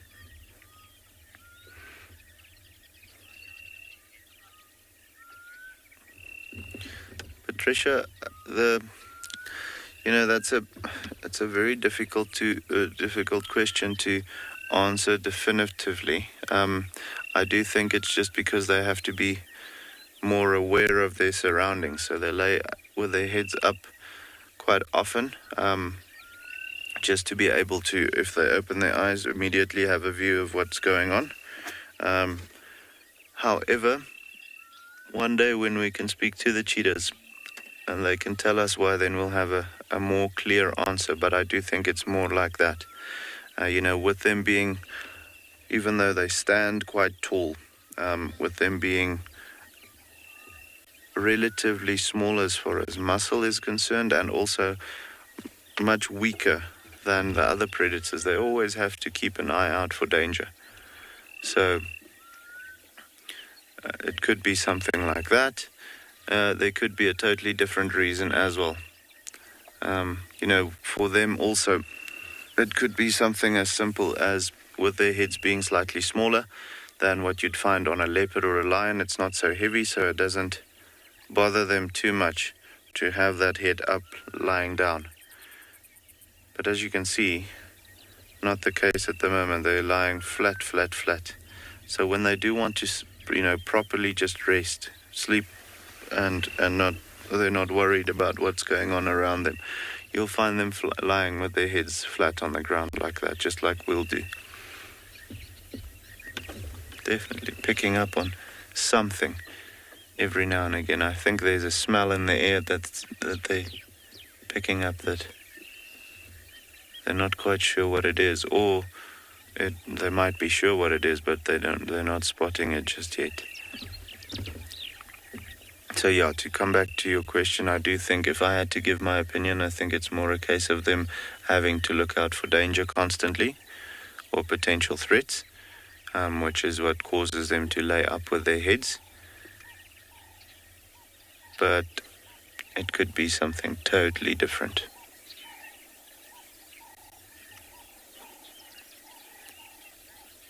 Yeah, guys, I think what we'll do is the shade is making it a little difficult with the bright light around it. So we're going to reposition quickly, and for the meantime, send you back to Tristan with his leopards. When we get a better view, we'll come back here, okay? Well, our leopards are doing exactly what those cheetah are doing, and have found themselves a nice shady spot, and they've settled down. There's no kill that I can see. I think they've just come into the drainage line just because, one, it's shady, two, there's water here, and three, this is a safe place that they've spent a vast majority of their time over the years. Well, not over the years, but over the course of their sort of growing up. And so they know that this is a good spot for them. And I think what we're going to find is all three of them sleeping, and then Mom will leave them this afternoon and she'll go off and do her thing. And the two of them will be left in the drainage line for the next little bit until Mom is successful in finding a meal again. But it really is a kind of difficult area. The view of them is not going to be very good, I'm afraid. What we're mostly going to see is just spots behind lots of grass. They've chosen quite a tough place to lie down. I was hoping that they were going to go a little bit further because there's a section here with a beautiful sandbank. Well, there used to be. I mean, I haven't been down here for a while. But there's this beautiful sandbank, and it's often a little bit damp, and so it would have been nice and cool and would have been a perfect view of the three of them. But alas, they are not doing that. They have decided this is where they're going to settle. Maybe this afternoon we'll get lucky and they'll kind of, all three of them will be on those sort of sandbanks. But either way, spoiled this morning. Always an absolute treat when you get a few leopards in a sighting. And Sabi and the cubs are always so nice because, and unlike, when you get interactions of different leopards, that's often there's a little bit of aggression and it's quite tricky. These three are all so relaxed, and when they're together, it's just the most magical thing to watch the three of them kind of walk around, and every now and then, Shasha and Langa play a little bit, and then you'll find, Sabi gets involved sometimes, and they all kind of crash into her every now and then. So it's really, really joyful kind of watching them. They always seem quite happy when the three of them are together. I'm not sure Mom will agree. You might find she sees it very differently to how we do. But it's just nice to kind of get to spend time with all three of them. I'm pretty sure that we'll find them here this afternoon. They might have moved a little bit, which will make it tough because this drainage line is very, very difficult in terms of undulating terrain, and if it's wet in here, it's near impossible. So they might move a little bit, but I don't think they'll move too far. So it's good prospects for this afternoon, maybe even tomorrow morning. If Mom's not successful, she won't return, and these two then will probably be up to all kinds of shenanigans by then. Today they have full tummies, but tomorrow that will all be gone, and they'll probably be causing havoc like they generally do when they are left to their own devices. I remember very clearly finding the two of them not so long ago, and they were tormenting impalas by one chasing, and then the other one would chase, and then this one would chase, and then the other one would chase, and it was just an absolute circus, and these poor impalas didn't know where to go. He's looking incredible though, isn't he? Is our little boy. He's certainly been well fed through his life, and he's going to be a chunky little cat, which is pretty typical of most young leopards. I mean, we always say this, that these young males are chunky individuals, and the lineages that we have in these areas typically produce really nice sized male leopards, so we're lucky in that regard, that's for sure. Nope, he's decided that's the shade he's going to go and lie in, which is near impenetrable. So what I think we're going to do is another vehicle that wants to get in, and it's a vehicle that we know very well. It's Herbie, who's on driving some guests. So I'm going to probably just let him have a chance and let him come in here, because it's not easy for these guys, to get into these areas. So we'll see. All right, I'm going to make way and see what else I can go and find.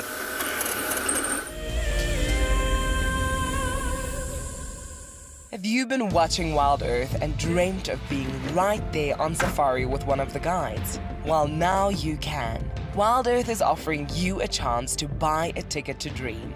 You or a friend can hop on board a live WildEarth show and join our guide on safari. The ticket is redeemable at any of our locations, anytime in the future. Only a limited number of tickets are available, so don't wait. Get your ticket now and start dreaming. Terms and conditions apply. The new year has arrived, and with it comes all kinds of other new beginnings. From hyena cubs to meerkat pups, the bush is full of new life. If you want to find out more, then sign up to be an explorer and join our New Beginnings Fireside Chat. Tristan and Steve will be looking at what's new here in the wilderness as we enter 2021.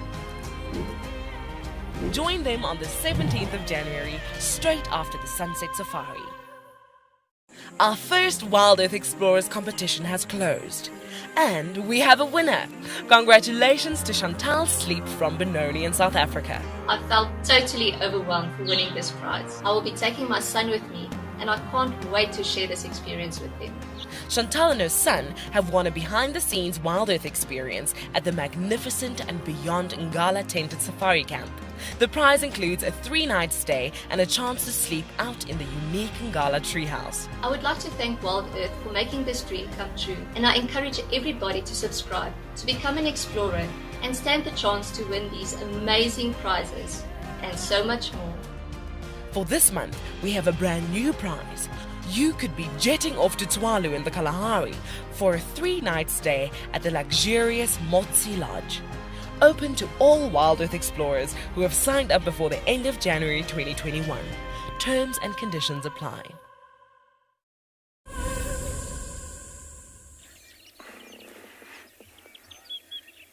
Alrighty guys, so now you can see that it's a little tough at the moment with the lighting. But this is as good as we're going to get them. We're literally sitting like 5 meters, not even 5 meters away from them. But with the sun coming out now, it is quite bright. And you can see they're also looking to become a little bit more lazy. You know, with the cats, typically when the sun is out, when it gets warm, they need to save as much energy as they can, so they don't want to really be moving at that time. The cheetahs are a little bit better with that. They sometimes move still at this hour, well, in this temperature, let's say that. But typically speaking, as soon as it gets warm, you'll find them becoming a bit more static. He is still keeping an eye out for whatever might be around. I do think they are hungry. Well, I'm pretty sure they're hungry. I could see their bellies are quite flat. So if there's an easy opportunity presenting itself to make a quick chase and a kill, will still make sense for them. However, I feel like if it gets any warmer, they might decide to take it easy for now and then go again this afternoon. Chad, so it all depends on what they hunt for. So with these two males, they typically go for larger species, so red hartebeest or young oryx or gemsbok, or a female kudu or something like that. So normally you'll find them killing quite a large antelope for their size. So these guys don't need to hunt as often, just because when they have hunted and they were successful, and it is a large thing, they'll have meat for maybe 2 days or maybe 3 before they have to, if they're lucky enough to finish the kill now, before a hyena steals it from them or so. They'll have meat for 2 to 3 days before that kill is finished, and then only they'll have to look to hunt again maybe a day after that. So if that is the case, if they don't lose their kill, so let's say ideal scenario, they'll have to hunt, let's say, or they'll look to hunt maybe once every 3rd to 4th day. However, if they kill something smaller, let's say a springbok, they'll finish it within the day, and then tomorrow afternoon they'll start looking to hunt again. So typically you'll find them going not necessarily without hunting, but without eating for maybe a day before they start looking to hunt again. You know, as soon as they did kill something, they'll absolutely gorge themselves, so fill up those bellies so much so that it looks uncomfortable for them to walk even. And then should the meat be finished and their bellies are still nice and round, they'll take an easy day. Just digest and, you know, be lazy, save a little bit of energy. Because as you can imagine, if a lion can sit down and eat 40 kilograms of meat, I think this guy can eat at least 10 to 15 kilos before that belly is nice and full. So you don't really want to be running around with a belly full of meat at 100 kilometers an hour, you know. So typically they'll take an easy day to just digest a little bit of that meat, get that out of the way, and then they'll look to hunt again. Absolute worst scenario, they can go up to about 14 days without eating, which in that case, I don't feel like they're going to be strong enough to make a kill anymore. They'll have to start scavenging. But yeah, typically speaking, let's say for these two boys, they'll look to hunt, let's say on average, every third day. And they're also not successful every time. So sometimes they will take a day extra without eating before they get successful. So that's also another factor to keep in mind. But yeah, guys, we're going to chill here with them for a little bit. In the meantime, you're going to go and have a look at those leopards with Tristan.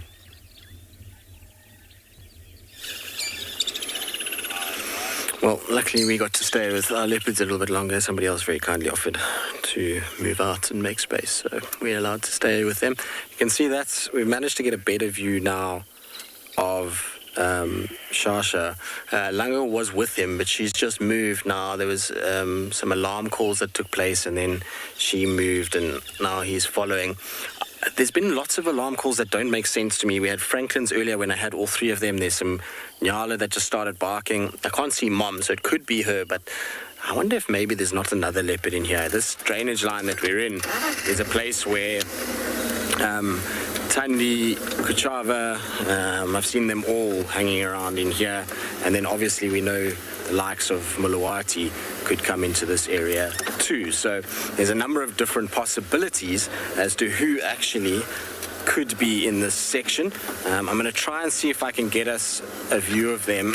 I'm just going to have to do a bit of fancy footwork, so to speak, with the vehicle in order to try and get ourselves into position. Luckily, like I say, where they've gone now, there actually is a way that this car can get through. Whether they've come down enough for us to see them is going to be debatable, and whether it's dry enough for me to get through is also debatable. I'm trying to see where they are. So they were there. Don't see them anymore, but I'm also a little bit concerned about the state of this riverbed, and whether or not it's dry enough. Oof, no, definitely not going to be able to. Thought not. We are going to get ourselves very stuck here.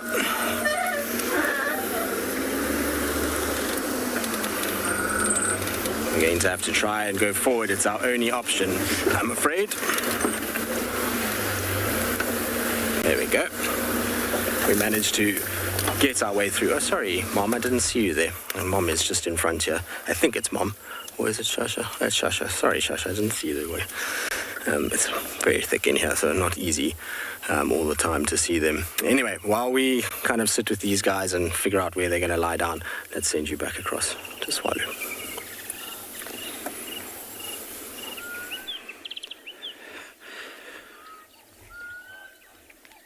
Alrighty, guys, so yeah, as you can see, there's constantly some head movement between either from the one on the right or from the one on the left. More from the one on the left, the lower ranking brother. As you can imagine, with him being slightly lower ranked, if they do kill something small, he's going to have very little meat to eat, because the stronger brother is going to do most of the feeding. But I do feel like there is something here that they're picking up, but they're just not seeing it yet. And, well, we're definitely not seeing it or picking up on what they are aware of around them. So I'm actually hoping to just be able to see what they're smelling or what they're hearing or whatever, just so that we can also know what the potential is for a active sighting. But as you can see, getting very lazy. That sun is baking him nicely.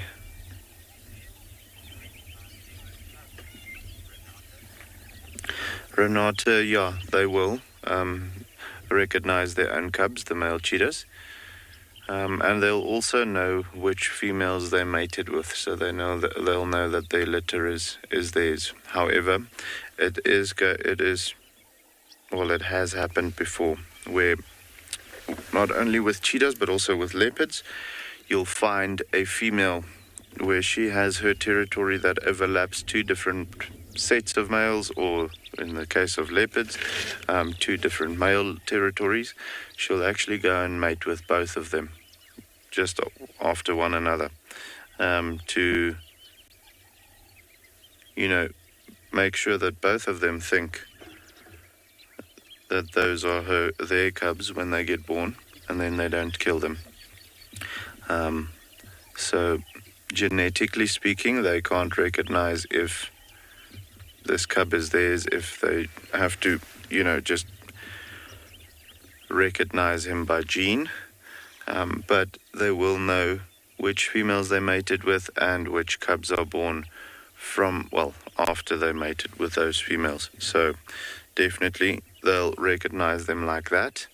However, like I said, sometimes the females are smart if they know that there's more than one male in the area, and they'll go and mate with both of them, or I think in extreme cases maybe all three of them, just to make sure that her cubs are safe from being attacked by a potential male that knows that it's not her cubs or his cubs. So just as an insurance policy. But yeah, they will know which cubs are theirs, and I won't say they'll protect them, but they will definitely not be aggressive or as aggressive towards them as cubs that are born from another male, which they know of. These two boys, however, they've been moving around quite a bit looking for females to mate with. We've seen them harassing. I don't know if you guys were for those of you who were, about a week ago, we had an incredible sighting of these two males with a female cheetah that's got 4 cubs. And those males were just constantly asking nicely in the beginning, and then later on got a little bit more restless to try and mate with that female.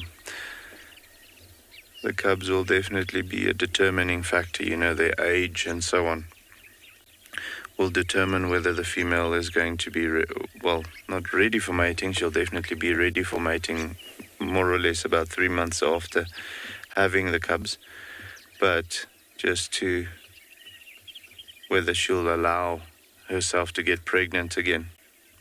So yeah, guys, I think Tristan's gotten visual of those leopards again. We're going to go over to him to see what's going on there.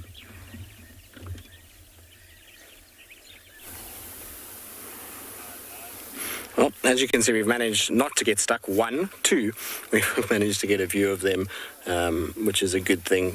They're both just lying in the shade, having a bit of a rest. That's Shasha on the left, and then little Lunga is on the right of where he is, kind of closer towards where we are. So you can see her just moving there. And then Mom is somewhere here as well. I kind of heard her rather than saw her. She's somewhere on the right of, not on the right of them, but the left of where they are, on the right side of the kind of drainage line. But they're going to go fast asleep now. I don't think they're going to go too far. The problem is finding them this afternoon again. If they move from where they're sitting now, it's going to be near impossible. Some of this grass is taller than the car at the moment, which is going to make trying to actually see them in all of this very, very, very tricky. I suppose we can't complain too much. I mean, we've had a fairly decent view of them this morning. It's been very, very pleasant just to hang out with them, and even a few little bouncy spots in the form of a fat tummy is better than no spots at all. There was a moment there where I thought we were going to get stuck. The sand is still a little bit soft in places, but luckily this vehicle is quite light, and we had enough momentum just to kind of push through and be fine. Once we got level, it was actually a lot harder than I thought it would be. So we were able to move pretty easily and not have to worry too much, because it wouldn't have been a nice place to get stuck. The problem is that we're the only vehicle that can get in here, so I would have had to have gotten Steve to come and try get us out, and then, you risk getting him stuck too. So I'm glad that didn't happen. It's always much better when you are able to kind of avert a crisis and get stuck in the bush out here. Also, there's a lot of mocking that goes on for those that do get stuck. That's for sure. But you can see that full tummy. He obviously got most of the meal, because Sabi and Langa certainly don't seem as round as he does. It looks like Langa's had a little bit, but he really has eaten a lot. So maybe it was an Impala lamb. At the ages that they're at, he would really kind of devour a lamb, pretty much most of it. She would, be able to eat a little bit of the scraps. So maybe it was that. Maybe he killed himself and then Mom has found the two of them. I don't know. But there's definitely, he has eaten a lot more. And he's getting bigger and stronger now, which means that he's going to be able to bully his sister quite heavily off of meals.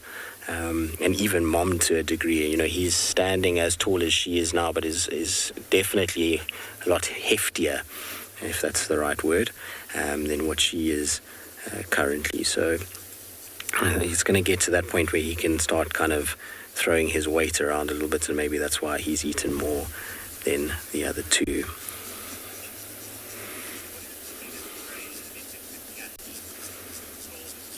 Golden eagle,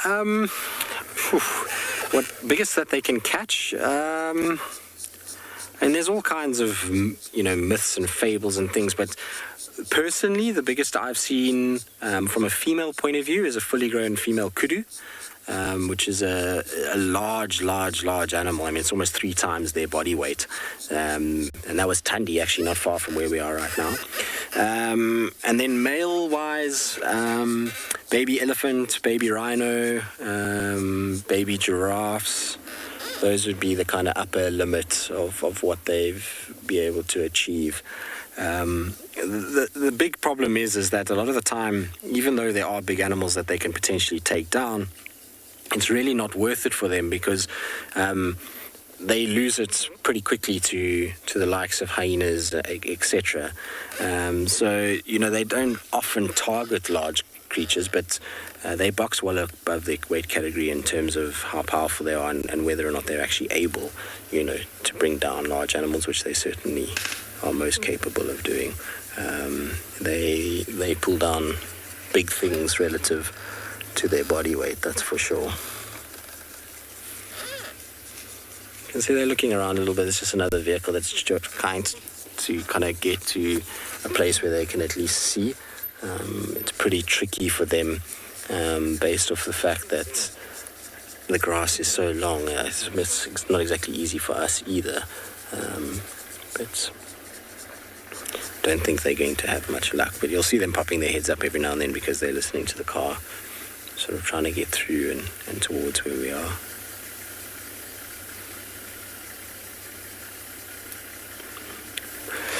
And I think this is a resting place for the day, that's for sure. I don't suspect there'll be too much more. It's such a pity that they came this way. If they'd just pushed a little bit to the right, there's a beautiful little set of rocks. There's this nice kind of flat boulder, and if they'd gone up on there, it would have been absolutely beautiful. There's not a single kind of bit of vegetation on this boulder. It's in the shade, so it will be nice and cold. So I was hoping that was where they were going to go, and then at the base of that is that big flat sandbank that I was talking about. So it would have been perfect if all three had lay up there. Alas, I think they found the nearest shade and decided this is it. This is where I'm going to spend my time and take it easy and have a good rest.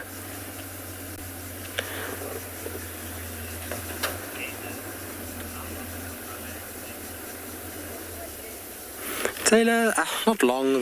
Once Mom starts to get aggressive with them, then they can hang around a little bit together, but it's really not a long period. It's normally, a month, if that, and they then start to separate out. If you take Khosana and Shongile, which is a very different situation because Mom disappeared, not they were pushed out. They hung around together for kind of 6 weeks, or months to 6 weeks, and then you started to see more and more of them apart and on their own. And that's just that natural instinct starts to kick in, the solitary nature of these guys, and the fact that they, start to hunt for themselves and make their own kills. They start to separate out pretty quickly. you don't really see siblings hanging around. And funny enough, even with mom, sometimes siblings leave at different times. So mom might be far more aggressive to one than to the other, and she'll tolerate the other one for a little bit longer. It's normally the case that she pushes the female first, because the female typically is much smaller than the male, and is it's a lot easier for mom to dominate her and to really show aggression to her, whereas the males get, the harder it is for mom to really kind of put their foot down and stamp their authority. And so you find often males stick with their moms a little bit longer. And there was actually a case when I first started guiding, and in fact my first ever sighting of leopards in the Sabi sands was a female by the name of Ravenscourt. And Ravenscourt was in the sort of center parts of the Sabi sands, and at the time she had 2 male cubs that were about, I think they were at that stage about 9 to 10 months old. Maybe they might have been a little bit older. And then she had her previous litter male who wouldn't leave her alone and had just been staying with her since he was born. And he was almost 3.5, 4 years old by then. So it was like this kind of pride of leopards that walked around with this massive male leopard, because at 4 years old, or 3.5 years old, they're pretty chunky and big by then. That's when they're starting to establish their own territories. And so it was quite amazing to see this female trying to feed these 3 brutes, because not only was the older cub a male, but the 2 younger ones were boys too. And so by the time they reached a year old, you can imagine having 3 of the size of Shasha and having to feed all of them. It must have been an absolute nightmare. So, she had a tough time. And you used to often find her that she would make a kill, and the older male would stash it in a tree. And then she'd have to go and make another kill for the other 2 males, and then eventually she might get a scrap from either of those, or she would just go and kill again and kind of feed herself. So it wasn't uncommon to have kind of 2 different kills in 2 different trees, with all the boys kind of feeding and then her milling about at the bottom and looking for food. It was a pretty amazing thing to witness, and it was like that for a long time. I mean, she, like I say, it was pretty much a year and a half that she walked around with the 3 boys of different ages, which is quite crazy. Eventually, the older male did separate. I mean, I think when she started to come into her next estrus cycle, he left, and unfortunately, he disappeared in the 2012 floods. So no one knows what happened to him. Hopefully, whatever it was wasn't painful. But he was also a beautiful, beautiful little leopard. It was called Chinzele. So unfortunately, he didn't live for too long, but very cool cat, that's for sure. It's going to be really interesting also to see what happens with all of these young males and where they distribute out. There's going to be a lot of young males at the same time between the 3 boys that we have. So I'm quite keen to see who goes where and how it all plays out. Anyway, I think we're going to leave these guys to it. So there's a couple other vehicles that want to come and try their luck. I'll send you across to the 2 cheetah. Hopefully they're more active than our 2 leopards.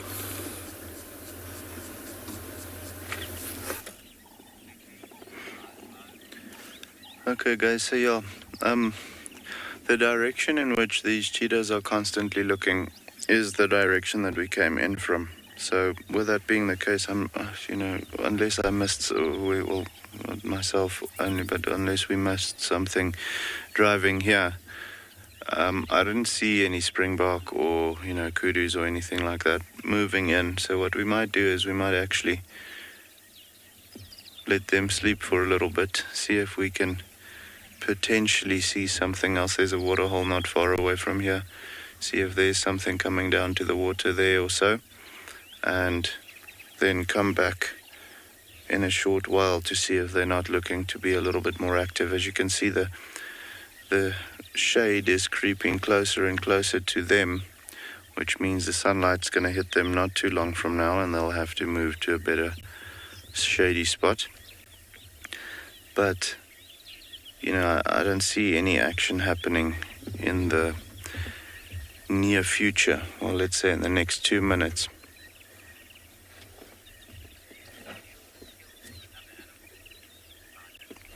Simon, that's a very interesting question. No, not really. With them being the weaker ones of the larger predators that we have, in South Africa or in Southern Africa for that matter, typically speaking, they won't steal.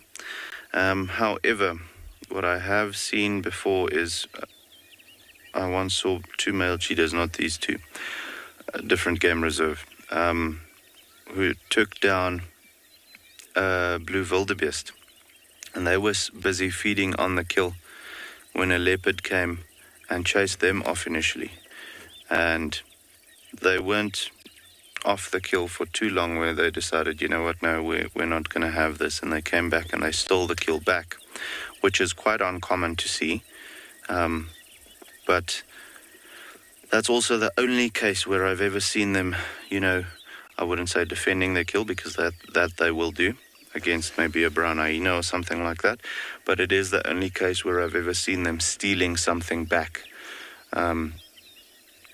But to go out and, you know, come across, let's say, a leopard with a kill and steal it off of that leopard, I have not heard of a single case, and nor have I seen it. Even something like a hyena, if they are on a carcass and the cheetahs walks by, and it doesn't matter how hungry they are, they will still not look to take the chance to try and chase a larger predator than them off of a kill and take it for themselves. You know, the risk of injury is just too high for them, and as you can imagine, when a cheetah's got a sore foot or a sore leg or a wonky hip or something like that after an encounter with a larger predator, that means that cheetah can't hunt, which will most likely result in him starving to death. So, no, I want to say, well, from my personal experience and from what I've seen even on television, I've never seen that happening. So you'll rather find things being stolen from them than them stealing something from something else. Isolated occasions, maybe.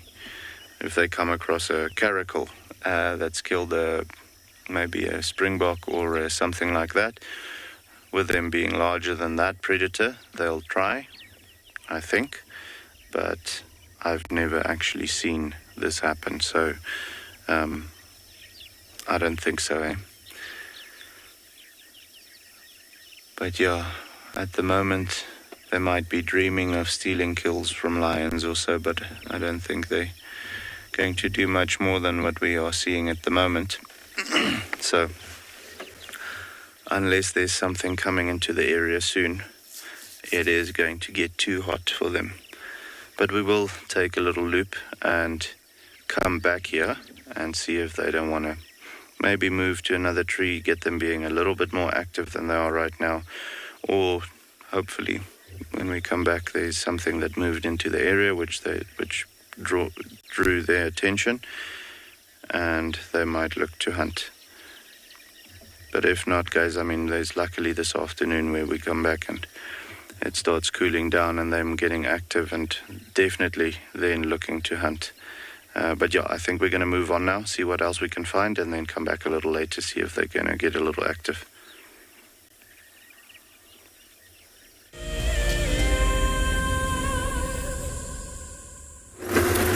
Well, we've also left our leopards and I'm going to probably try our luck this afternoon. Hopefully they're in a slightly better spot. I mean, I'm not confident, but you never know. So we're going to just try to go around here quickly and see what's happening at Cheetah Dam. I did hear some elephants making some noise, so maybe they're swimming. They might be done already, but it was quite a while ago that I heard them. We'll go and just check in case they are there.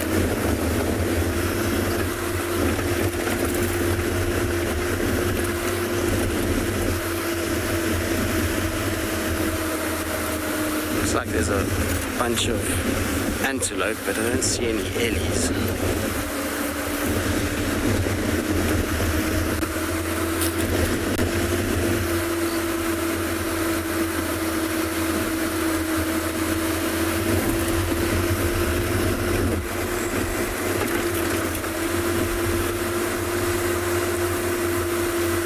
Some parlors here running, but they don't look too stressed about life.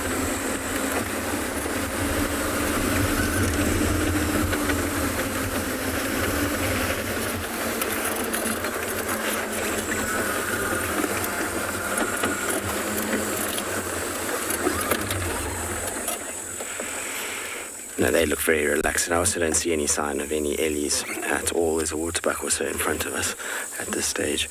Well, we're going to try and see if we can find these ellies. They definitely were making noise earlier. Maybe they came for a quick drink and then just left. All right, while I try go and find them, hopefully we'll have a little bit of luck somewhere down the line.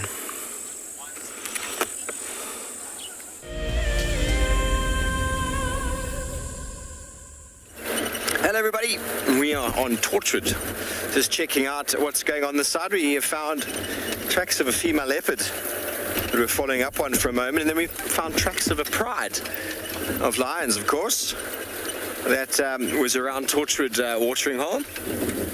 We're just trying to figure out where exactly they might have gotten to. Tracks went into the block, they got obscured by some elephant tracks, and so we're just going to go check the western boundary going into Juma to see if maybe they've crossed. Otherwise, they might have crossed south towards towards Cheetah and Little Gowrie.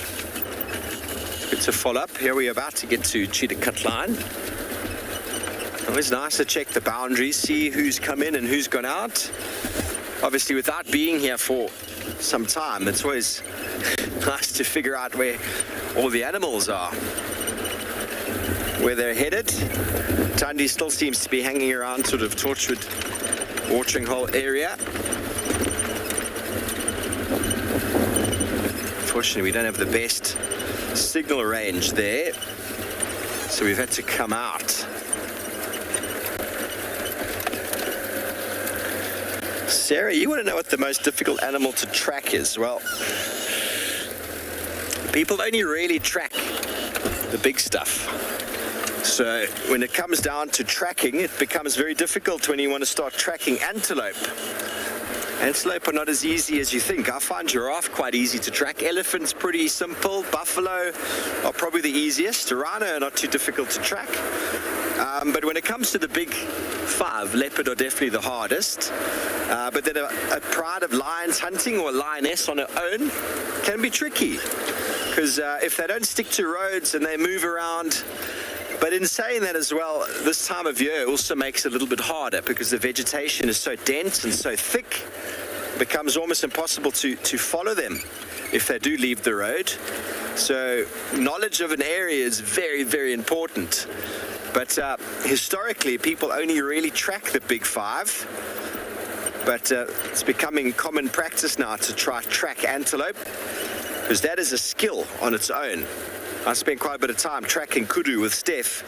It's not easy. It's not easy. I've tracked a few giraffe in my life, which was really fun. But yeah, historically leopards are the trickiest to track. But then you find some people who are expert leopard trackers. But that's taken years and years to develop. I'm sure Tristan would agree with me. Leopard's probably the hardest. Buffalo, they leave 1,000 tracks and huge amounts of compost and dung on the floor, so they're quite simple. Buffalo bull, though, not as easy as a herd, of course.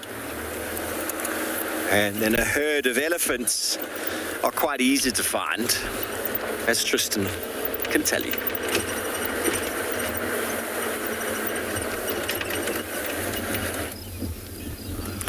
Well, we have managed to get some success with our ellie. We found one. I don't think it was the ones I heard. I think this is just by chance that there's another one. You can see he's sniffing around. So either there's fruit falling from the jackalberry, which could be possible, or he's picked up the scent of the ones that were here that were making the noise earlier, and he's following that, because you see his trunk is fairly busy. It's kind of sniffing about all over the place. Normally, if it's a tree kind of based food item, they go right up close to the tree in the sort of, what would you call it, the sort of radius of the tree itself and the low-lying branches. I think he's found mud instead now. Are you going to have a good mud wallow? Yes, that's exactly what's going to happen. So he's had a little drink and now he's going to go and find mud. And you find ellies do this regularly, particularly on days like today where it's quite warm already. This is all just going to be to try and control body temperature, particularly. And then the secondary effect that they're going to have with this mud bath is that it's parasite control in some respects, because what you'll find is that even though a lot of people don't think elephants have ticks, they do. They get them quite regularly. And what happens is they encapsulate those ticks in mud and then they go and rub and it kind of pulls those off. It also exfoliates the skin and just keeps the skin in better condition. So it's a nice kind of side bonus to the cooling down factor. And you can tell that he's trying to cool himself down because look where he's throwing the mud. He's throwing it up onto his sort of chest area and between his legs and then onto his ears.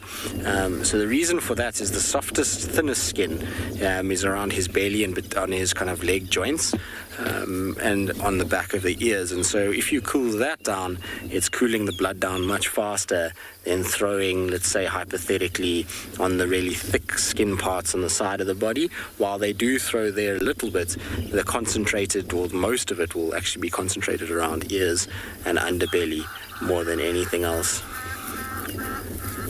Yes, Egyptian geese, I hear you.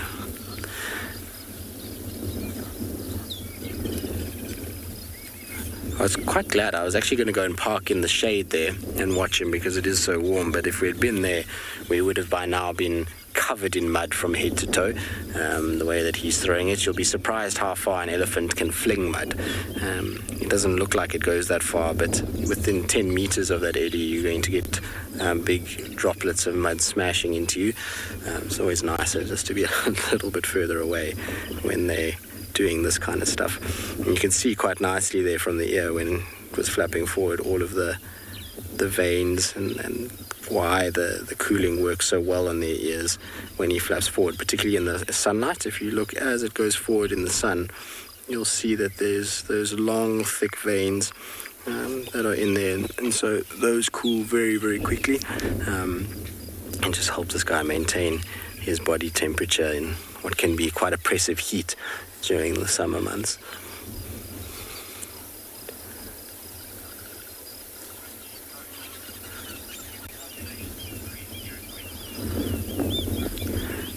Crunchy Coach, most definitely you get a massive explosion in tick numbers during the rainy season. You'll find most ticks start to breed during that time, and then they have a lot of hiding places, so not as easily found by anything.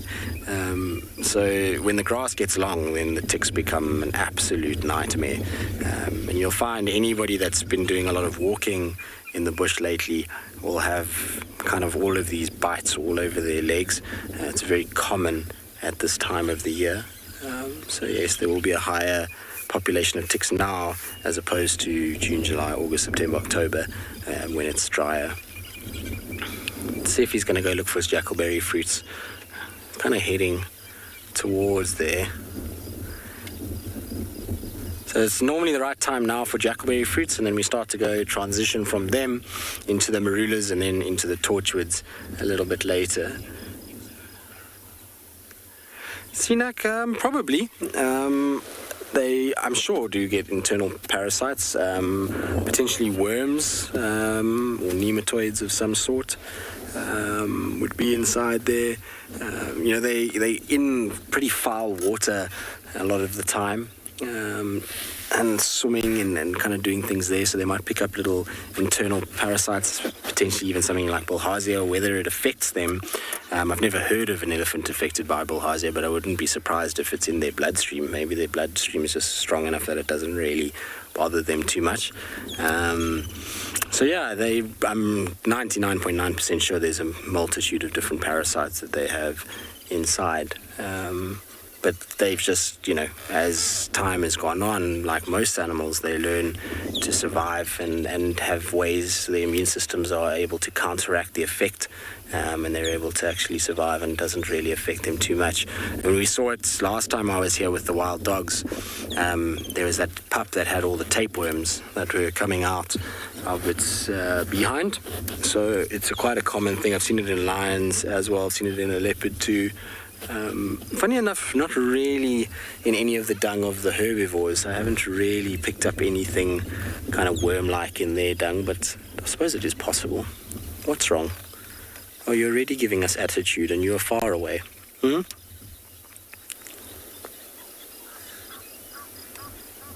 I'm going to stop the attitude and now have a little scratch. Isn't it pretty, though? That's one thing about this time of the year is these blue skies with this green bush. Any animal in it just always looks that much more impressive in these kind of green, rich landscapes, particularly the darker animals. I find that they contrast so heavily against the kind of green. It is really, really pretty at this time of the year. Now, I suspect that he might come and say hello. Often these young bull ellies, and I mean he's not young, but he's young enough, are quite curious. So they like to kind of make a beeline for where you are and come and sort of just make sure you understand that they are the bigger kind of specimen out here.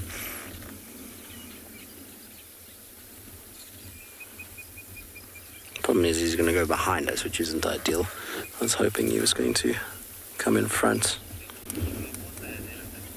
All right, our bull Ellie is going to disappear into the drainage line. Hopefully he doesn't chase our leopards. In the meantime, though, it sounds like Steve has found some elephants of his own. Well, that's what they do best. They disappear. We've got a herd of elephants that's probably just come in from Cheetah. They've been drinking. And they're disappearing as well. Just listen to the sounds of them feeding. Very, very high grass diet this time of year with all this delicious, nutrient-rich grasses around.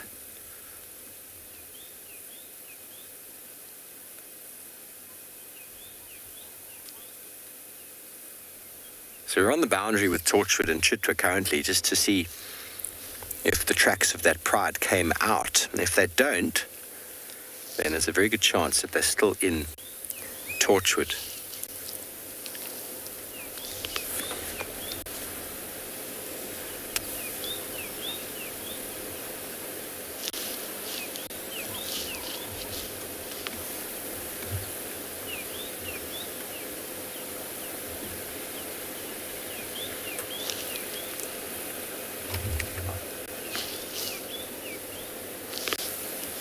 Hello, Donnie. You want to know how much food elephants require? Well, a big bull elephant feeds in about 350 kilograms of wet material every day. The reason I say wet is because vegetation is normally measured when it's dry. That's how scientists measure the biomass of the vegetation. So when we say 350 wet, if you dried it, it'd obviously lose a lot of its weight. But that's a big male.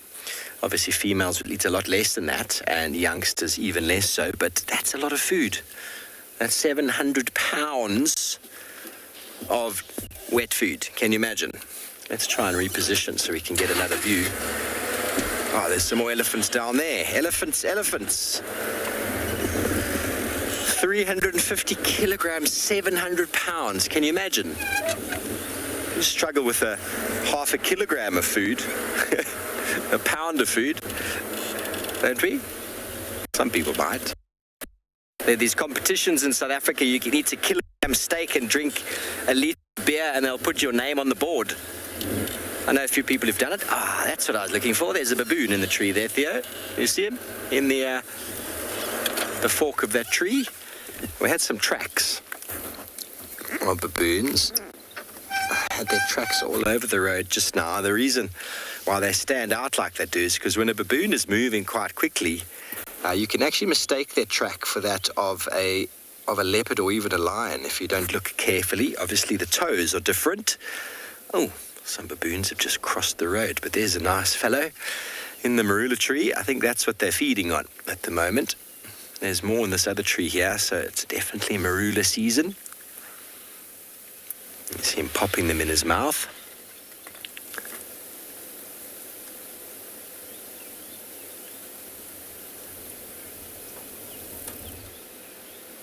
Long dog-like face.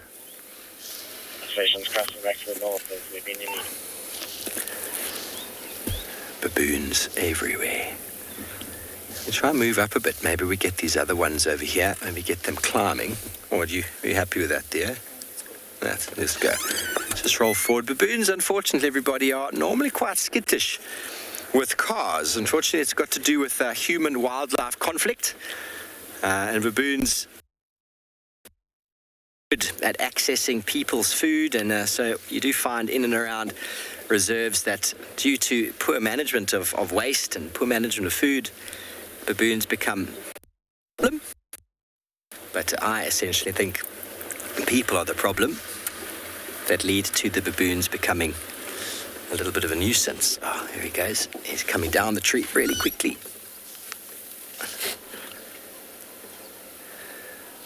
There he's on the floor. Baboons feel much better being on the ground when we see them. They are very sort of terrestrial animals. You see how he climbed down the tree. He was a bit jumpy, and now he's on the floor. He's happy.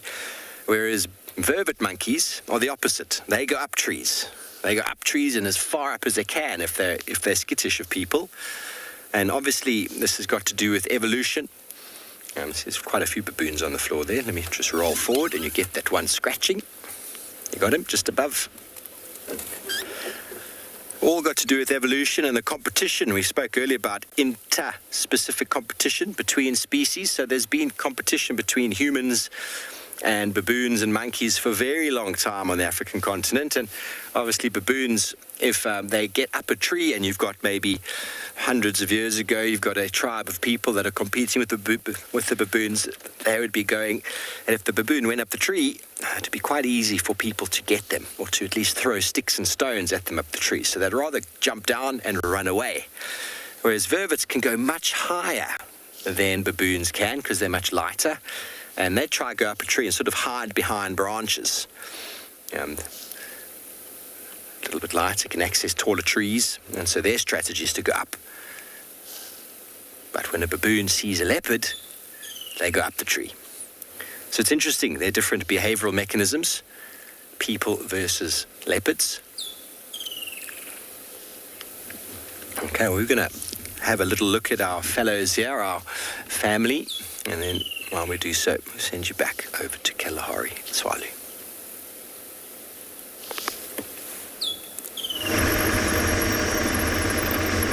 Alrighty guys, so we did a quick loop. There was one springbok, but it was in the wrong direction, heading towards the waterhole. Not much activity. As you can imagine now, with it getting warmer, there's quite a bit of animals that's going to go into hiding, get away from the sun. Even though they're going to enjoy the little bit of heat today, they'll still prefer not being in the sun during the warm part of the day. So heading back towards those cheetahs now to quickly go and have a last look at them, see if they don't want to maybe move their position when they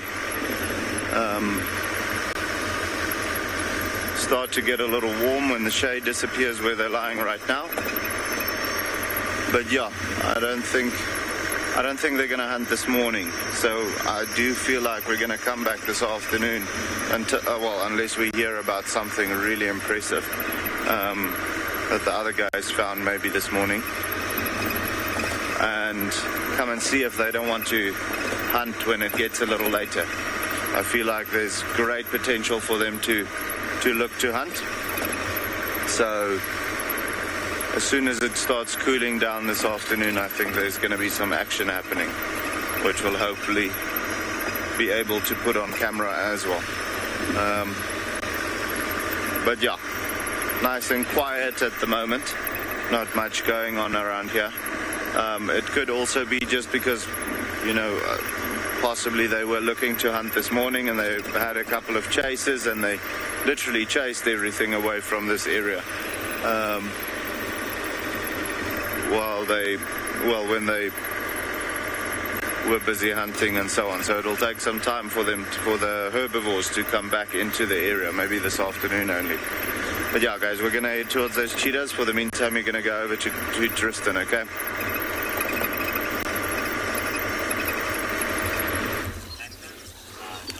I hope so. I'm sure that at some point Mo's patience will be rewarded. Perseverance and patience is always the best recipe out here.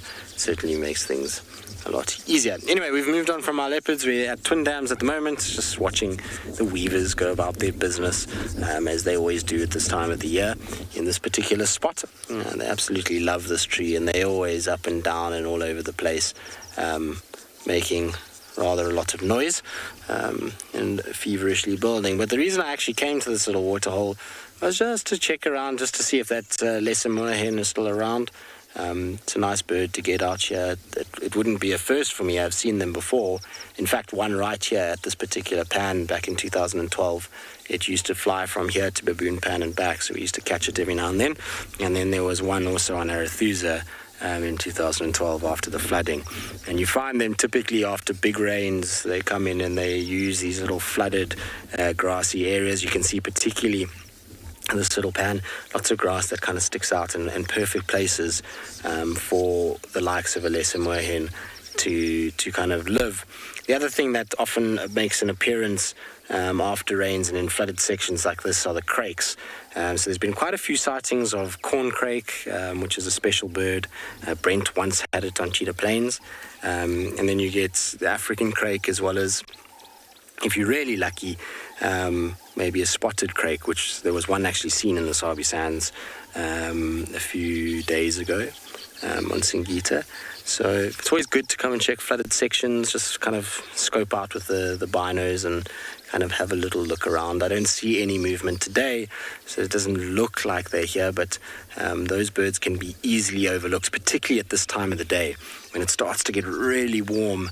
Those secretive shy birds, they start to just get in as thickets and shady sections, and so it's better to come kind of really early in the morning or late afternoon, and then you often see them sort of scooting about on the edges of the grassy areas. So we'll just keep coming and having a little look around. You never know, maybe we get lucky at some point and pick up one of those more kind of rare water birds. I'm pretty sure we'll get some more, particularly if we get another good bout of rain. Talking about birds, though, I was at Chitwa Dam when we were with that Ellie, and I was looking. I didn't see any sign of the pratincols, and this was the first year that I haven't seen them in a long time. I'm not sure if maybe somebody has seen them, but I certainly haven't over the course of the last little bit.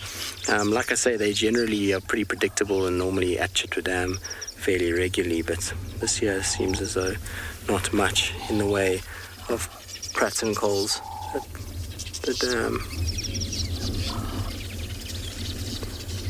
There have been lots of three-banded plovers all over the place and a few common sandpipers, but I haven't seen anything else. Has anyone actually had any other rarities of terms of water birds? Because it's a good time to be looking for them with the amount of rain that we've had. You often get some kind of rare things that fly in.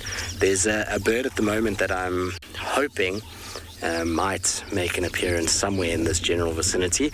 It's called a Madagascan cuckoo.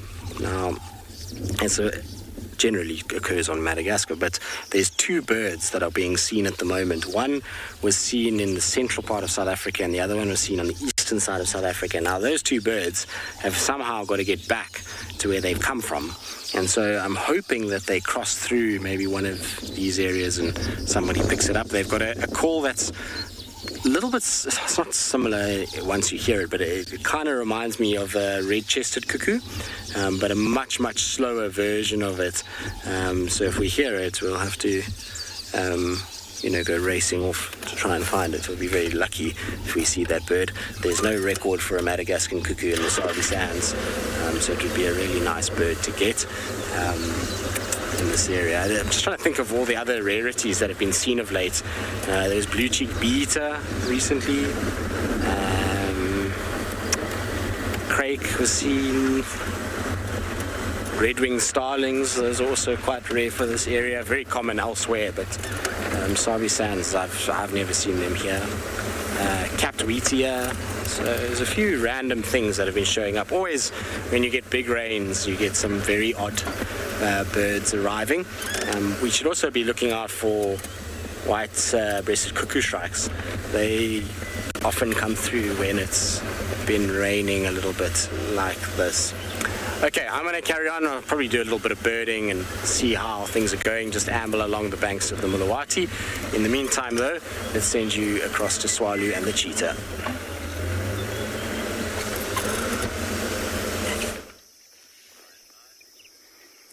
All right, guys, back at the cheetah sighting again. Now you can actually, when they're lying as flat as they are, you can actually see how thin those bellies are. You can actually see the hip bones. Well, not the hip bones, the rib cage coming out and so on. So they're definitely going to look to hunt this afternoon. But as you can see, flat, like their bellies at the moment. So I think what we are going to do is we're going to spend a minute or so more with them and then start moving on as well. Come back this afternoon and see if they don't want to give us some action. But for this, middle part of the day, I don't think there's going to be much more happening apart from them moving to another piece of shade. It's going to get hot soon, and with that being the case, they won't want to be in the sun like they are right now. They might have had a busy night. They're quite close to a waterhole where the spotted hyenas like to come during the evening, so they might have been chased around a little bit or so. And with that being the case, just looking to relax a little bit before they get active again. But out for the count at the moment, only the ear flicking every now and again when there's a fly sitting on it. You can see not even the tails are moving. Lazy. But they are beautiful.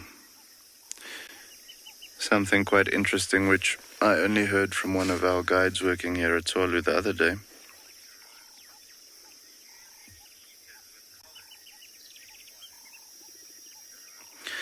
Jerome, to answer your question, no, not at the moment. We don't have any cheetahs with collars.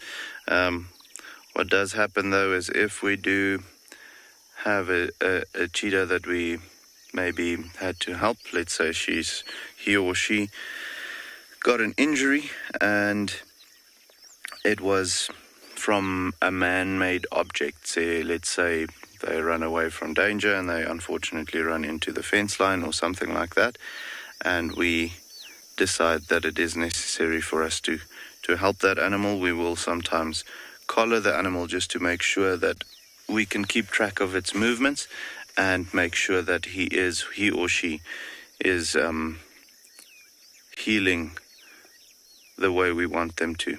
But at the moment, no collars on the cheetahs. The dogs have collars on and the hyenas have collars on, because with the dogs having a newly formed pack and being quite a bit more, quite a lot less in numbers. Here in Tswalu, we need to keep track of their movements constantly, and also they move quite a bit, so it always is nice to make sure that you know where they are for the conservation team, not necessarily for us. And then the hyenas, with them being just over a year in the reserve now, we still need to, want to, make sure that everything is okay with them, but no collars on the cheetahs, not currently. If we should introduce a new cheetah into the reserve, that'll also be the case, where we put a collar on her or him, just to make sure that they are adapting well and making sure that everything is good on their side. Not that we need to introduce any more cheetahs, like we mentioned earlier, or yesterday afternoon actually. We've got a very healthy population, so it will most likely only be to introduce new genetics into the reserve if we need to. However, I don't feel like that needs to be the case at the moment.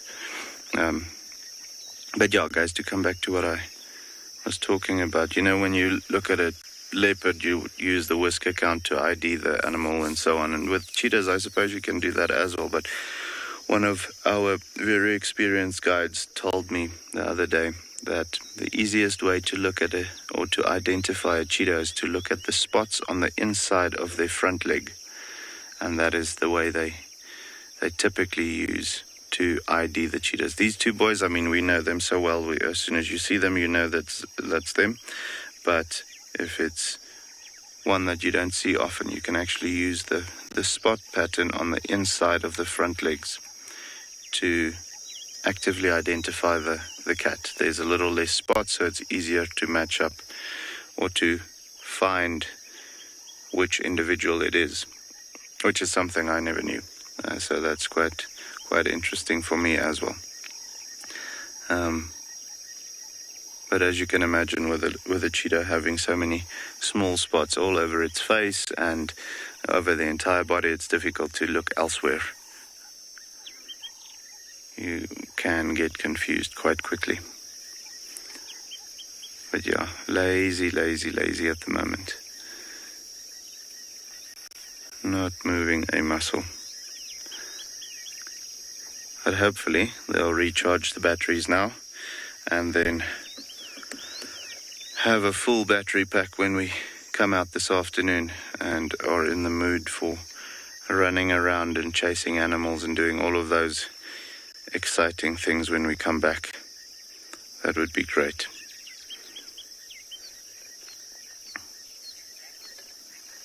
But yeah, guys, I think what we're going to do, they're not going to do much. So we'll be the active ones. We're going to love and leave them. For the meantime, we're going to send you over to Tristan, okay?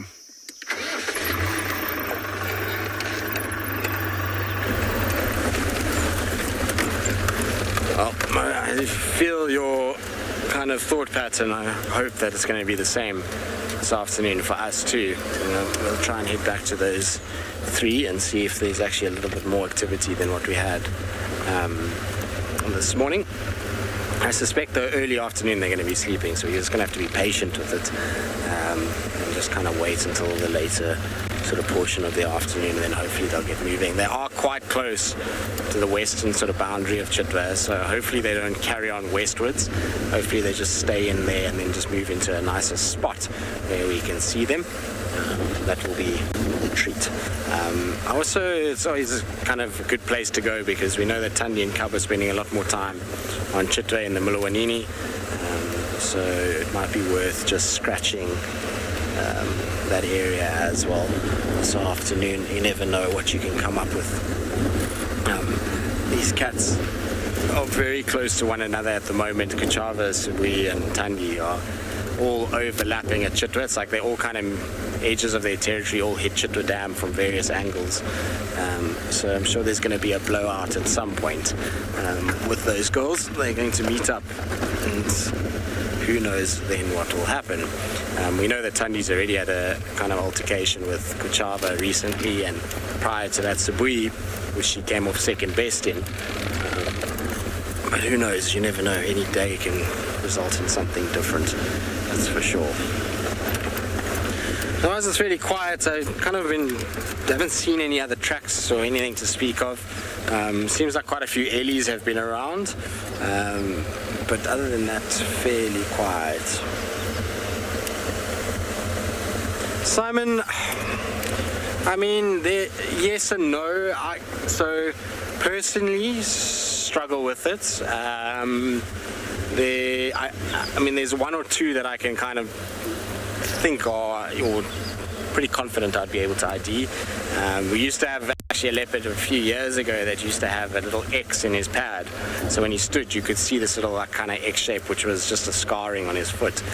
So he was super easy, so you knew it was him. But for the most part, I struggle with it. There are people that, especially the really kind of good trackers, the guys that are the best of the best, they're able to differentiate pretty quickly and are normally quite right, because they spend so many hours on foot tracking them. It's repetitive, so they start to learn the slight subtle changes in toe shapes or pad shape or size. What I normally go off is a combination of the size, area that I'm in, and then one or two little things that I can try and kind of figure out, like Tingana, for example. If you're lucky. Oh, hello, Carmine Beaters. Nice to see you guys. I actually saw quite a lot of them in Kruger recently, but good to see them on Juma. It's been a couple of years since I've seen Carmines. Unfortunately, it's flying away from us, so I can get on camera. nice to see. On the soft substrate, actually got a toe that's red. His one claw doesn't sheath properly, so you can pick up his track in the right kind of substrate from that. Hukamuri has a very long toe, so that helps with him.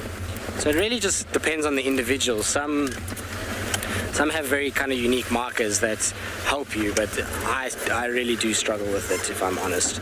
I don't find it particularly easy to differentiate leopard tracks from one from another.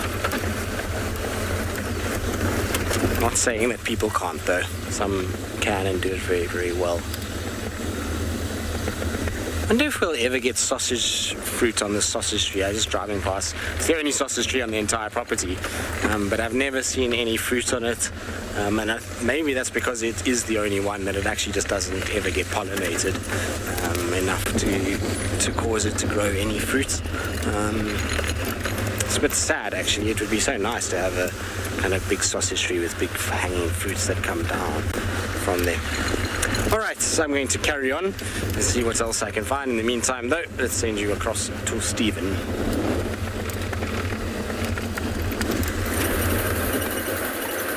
Sausage trees indeed, fruit.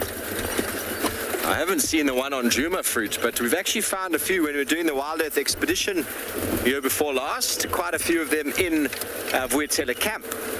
Obviously, where the elephants haven't been able to get to them. I was just down in the garden route, in fact, at an old lecturer friend of mine's house, and on the road he lives in, down in George. Number of sausage trees growing there, which is quite interesting. It's not their sort of natural range, but a very forestry sort of tree-orientated town. George, the campus I went to down there is where I did my nature conservation studies. So there's a lot of nature con happening, a lot of forestry, so all of the suburbs are lined with all sorts of different South African trees and exotic trees that have fallen under the banner of forestry. Very educational living and studying down there, because practical aspects were on your doorstep. Here we come down. Just by the way, we were able to find 3 of the Torchwood Pride lionesses just before. They were very much where we thought they were with regards to the tracks. They didn't come out. They were very close to Torchwood watering hole, but unfortunately a little bit too deep in the vegetation. We weren't able to broadcast. So here we are, a very wet and saturated Mawati. Yeah, it's good to be back in the Mawati. Unfortunately, I've unplugged my radio. It's nice to just walk around again in the riverbed. Now, this was flowing recently. We missed it. I'm very disappointed. Hornbills, very disappointed. Remember last year we were dancing around in the river. Very, very special indeed. But see how saturated it is. And there are leopard cub tracks right here. Or is that a... Now, it's very difficult in this soil, when it's wet like this, to ascertain freshness of tracks, because the saturatedness of it makes it very difficult to actually pick up on fresh in this sort of soil, when it's wet like this, to ascertain freshness of tracks, because the saturatedness of it makes it very difficult to actually pick up on some soft ground. See if we can find who it might be. We're going to run out of time this morning, but you never know. That is the thing as well with coming back after some time, is you don't know who's been out and about. Even missing a day or an afternoon or morning, you don't know who's been moving around. So as Tristan said this morning, it's nice to just be out and familiarize yourself with the vegetation. So those tracks aren't coming out here, freshly anyway. It's all right, we'll find a feline.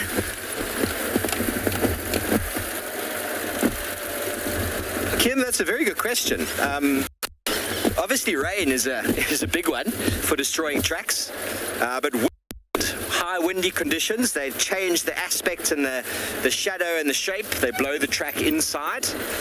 It loses its edges, so it loses its freshness. So weather is definitely rain and wind are the two major ones. But the middle of the day, when the sun is directly above us, it's very hard to figure out tracks because you need that angle.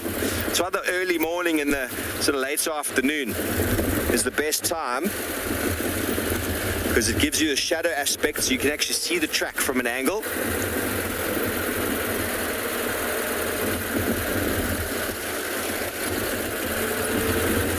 How wonderful. It is very, very wet. I got caught in a downpour yesterday on my way through in Hoedspruit. That was about 40 mils of rain in about half an hour, 20 minutes, half an hour. As I got to Hoedspruit, the heavens opened up. And needless to say, I got very wet. It was lovely after a nice warm day. To be cooled down by rain like that is splendid. But we'll carry on. Heading along on this road, slowly back to camp for some breakfast.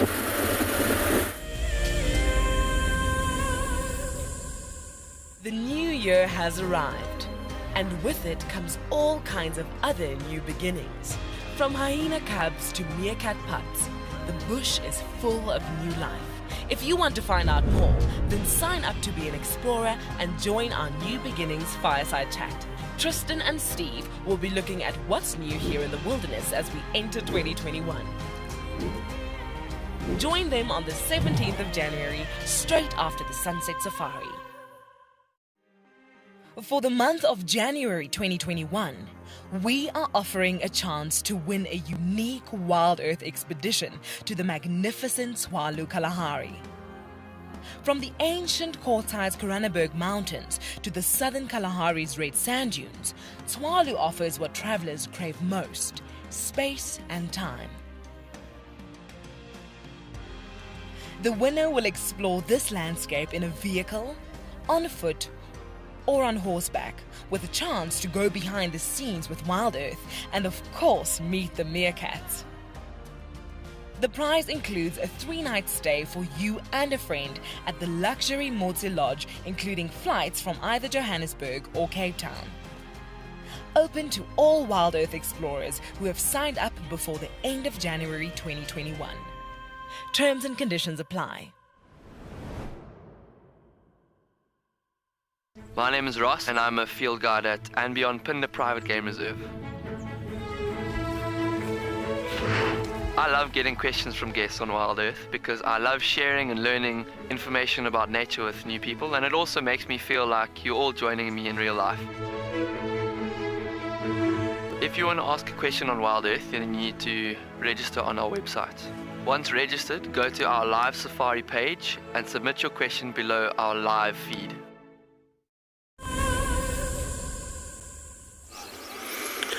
You can see it is a beautiful summer's day, a hot one, but beautiful. We've got a few little puffy clouds, there's some nice blue sky, greenery, and then hidden far in the distance, which will be difficult to make out, is a very lanky, tall creature that is, well, doing what we should be doing and finding some shade.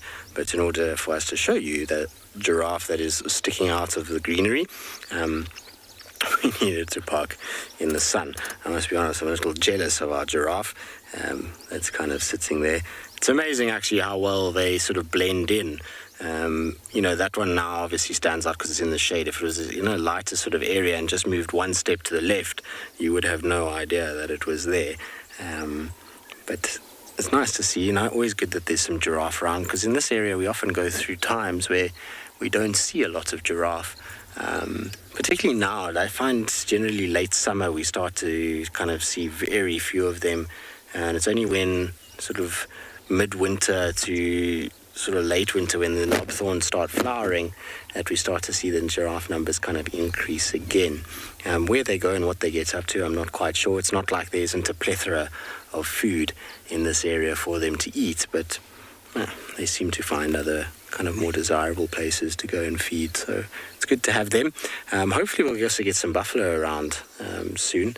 I haven't heard of any buffalo. When I was up in Tsumambili side, there was a herd that hung around there the entire time we were there, but I wonder if we're going to see some buffalo starting to come. It's certainly the right conditions for them. Pat, I agree, yes, everyone is seemingly hiding in the shade today. It's a warm day. When it's 9 o'clock in the morning and the sun feels like it's burning you already, it's going to be a fairly hot day. The only good thing is that you'll see in front of that giraffe is that the leaves are slightly moving, so there is a nice breeze that is blowing that is still nice and cool because of the cloud cover this morning. But I reckon by this afternoon it's going to be stiflingly hot as the breeze starts to warm up a little bit. So I'm not surprised that the animals are in the shade. It's kind of typical of summer. The first sort of hour of morning game drive and the last hour of afternoon game drive is really where you see any sort of activity. Otherwise, the animals typically shade and taking it as easy as possible. They obviously, like us, feel the heat, and so they have tactics to avoid it, much like what this giraffe is doing, which is just ruminating, resting, and sitting in the shade, taking it easy. Talking of shade, actually, pretty much that time of the day, really, where we're going to start heading for some shade of our own, as well as some breakfast. So that will be quite wonderful. It'll be nice to kind of get out of the sun for a little bit, that's for sure. But hopefully all of you have enjoyed the morning. It's been wonderful for Steve and I to come back. We came in together yesterday and we both were saying how pretty the bush is looking. So we're looking forward to the next little bit. Hopefully you enjoyed it, and we'll see you all this afternoon on our sunset safari.